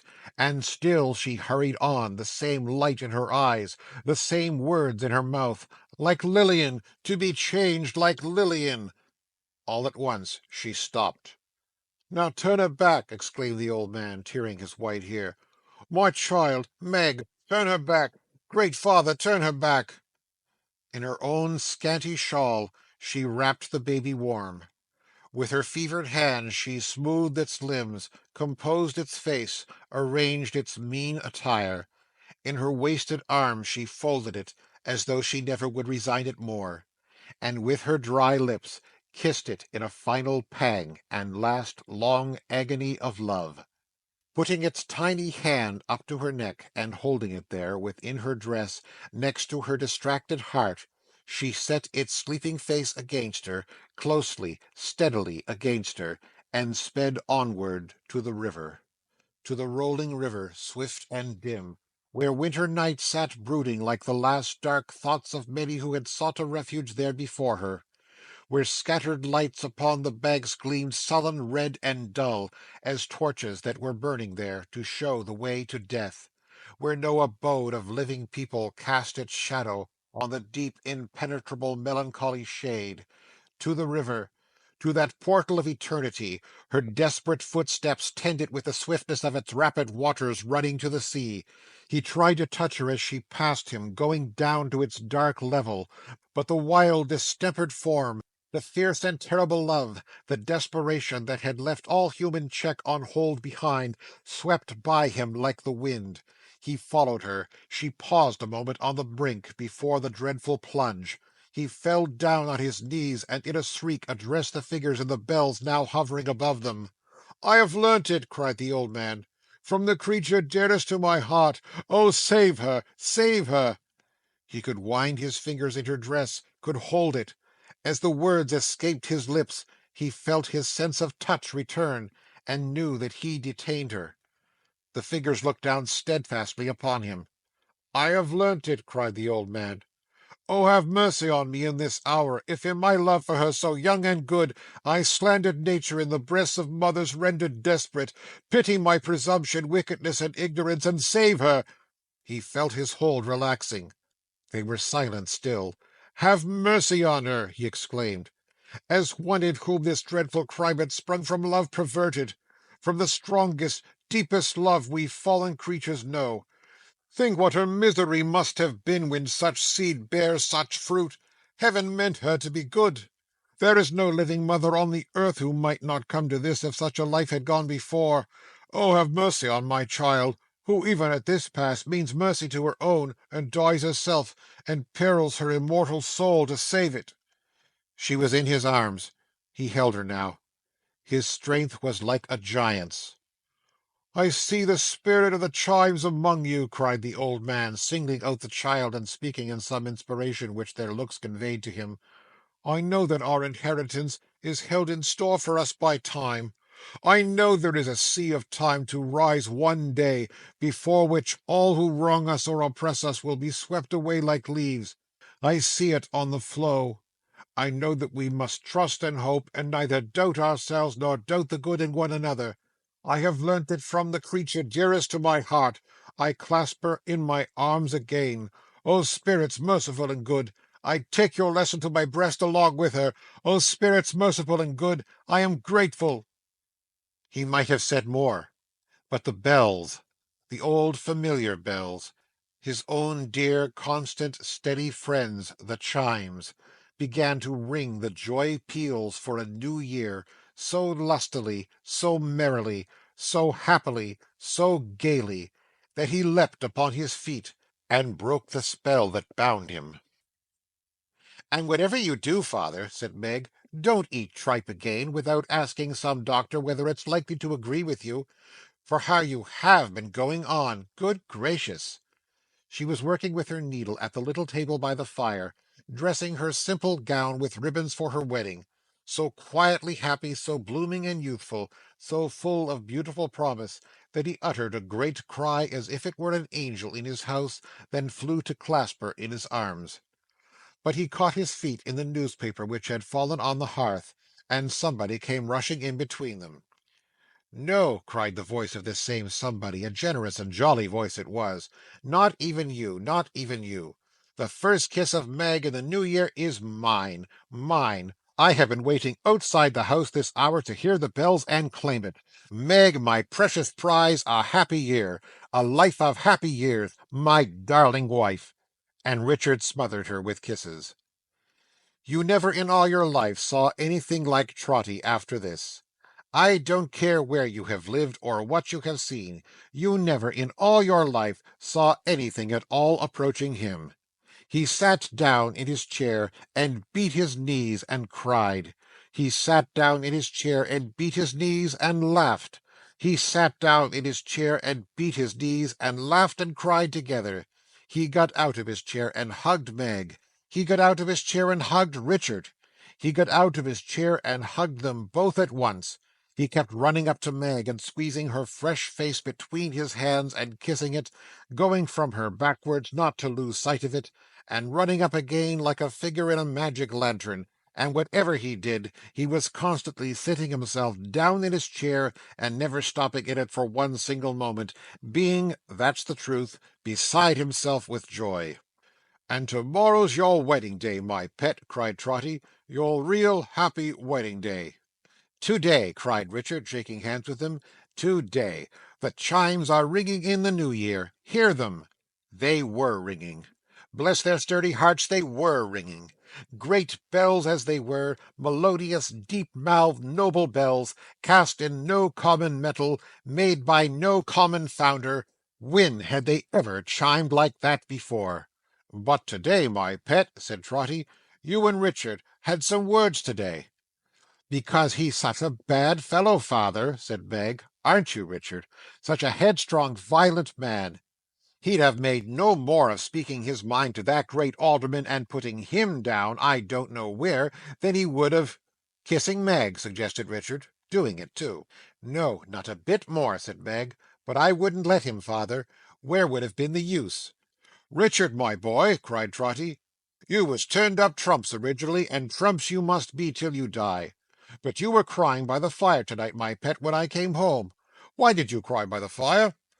"I was thinking of the years we've passed together, father, only that, and thinking that you might miss me and be lonely." Trotty was backing off to that extraordinary chair again, when the child, who had been awakened by the noise, came running in half dressed. "Why, here she is," cried Trotty, catching her up. "Here's little Lilian, ha, ha, ha! Here we are, and here we go! Oh, here we are, and here we go again! And here we are, and here we go! And Uncle Will, too!" stopping in his trot to greet him heartily. "Oh, Uncle Will, the vision that I've had to-night through lodging you! Oh, Uncle Will, the obligations that you've laid me under by your coming, my good friend!" Before Will Fern could make the least reply, a band of music burst into the room, attended by a lot of neighbours, screaming, "A happy wedding! Many of 'em!" and other fragmentary good wishes of that sort. The drum, who was a private friend of Trotty's, then stepped forward and said, "Trotty Veck, my boy, it's got about that your daughter is going to be married to-morrow. There ain't a soul that knows you don't wish you well, or that knows her and don't wish her well, or that knows you both and don't wish you both all the happiness the new year can bring. And here we are to play it in and dance it in accordingly." Which was received with a general shout. The drum was rather drunk, by the by, but never mind. "What a happiness it is, I'm sure," said Trotty, "to be so esteemed. How kind and neighbourly you are! It's all along of my dear daughter. She deserves it." They were ready for a dance in half a second, Meg and Richard at the top, and the drum was on the very brink of feathering away with all his power, when a combination of prodigious sounds was heard outside, and a good-humoured comely woman of some 50 years of age or thereabouts came running in, attended by a man bearing a stone pitcher of terrific size, and closely followed by the marrow-bones and cleavers and the bells, not the bells, but a portable collection on a frame. Trotty said, "It's Mrs. Chickenstalker," and sat down and beat his knees again. "Married and not tell me, Meg!" cried the good woman. "Never! I couldn't rest on the last night of the old year without coming to wish you joy. I couldn't have done it, Meg, not if I'd been bedridden. So here I am, and as it's New Year's Eve, and the eve of your wedding too, my dear, I had a little flip made, and brought it with me." Mrs. Chickenstalker's notion of a little flip did honour to her character. The pitcher steamed and smoked and reeked like a volcano, and the man who had carried it was faint. "Mrs. Tugby," said Trotty, who had been going round and round her in an ecstasy, "I should say, Chickenstalker, bless your heart and soul, a happy New Year and many of 'em. Mrs. Tugby," said Trotty, when he had saluted her, "I should say, Chickenstalker, this is William Fern and Lilian." The worthy dame, to his surprise, turned very pale and very red. "Not Lilian Fern, whose mother died in Dorsetshire?" said she. Her uncle answered, "Yes." And meeting hastily, they exchanged some hurried words together, of which the upshot was, that Mrs. Chickenstalker shook him by both hands, saluted Trotty on his cheek again of her own free will, and took the child to her capricious breast. "Will Fern," said Trotty, pulling on his right-hand muffler, "not the friend you were hoping to find?" "Ay," returned Will, putting a hand on each of Trotty's shoulders, "and like to prove almost as good a friend as that can be as one I've found." "Oh," said Trotter, "please to play up there. Will you have the goodness?" To the music of the band and the bells, the marrow-bones and cleavers all at once, and while the chimes were yet in lusty operation out of doors, Trotty, making Meg and Richard second couple, led off Mrs. Chickenstalker down the dance, and danced it in a step unknown before or since, founded on his own peculiar trot. Had Trotty dreamed?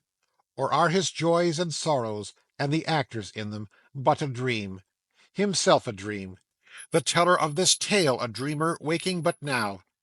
If it be so, O listener, dear to him in all his visions, try to bear in mind the stern realities from which these shadows come, and in your sphere (none is too wide and none too limited for such an end) endeavour to correct, improve, and soften them. So may the new year be a happy one to you, happy to many more whose happiness depends on you. So may each year be happier than the last, and not the meanest of our brethren or sisterhood debarred their rightful share in what our great Creator formed them to enjoy. End of chapter 4 of the Chimes.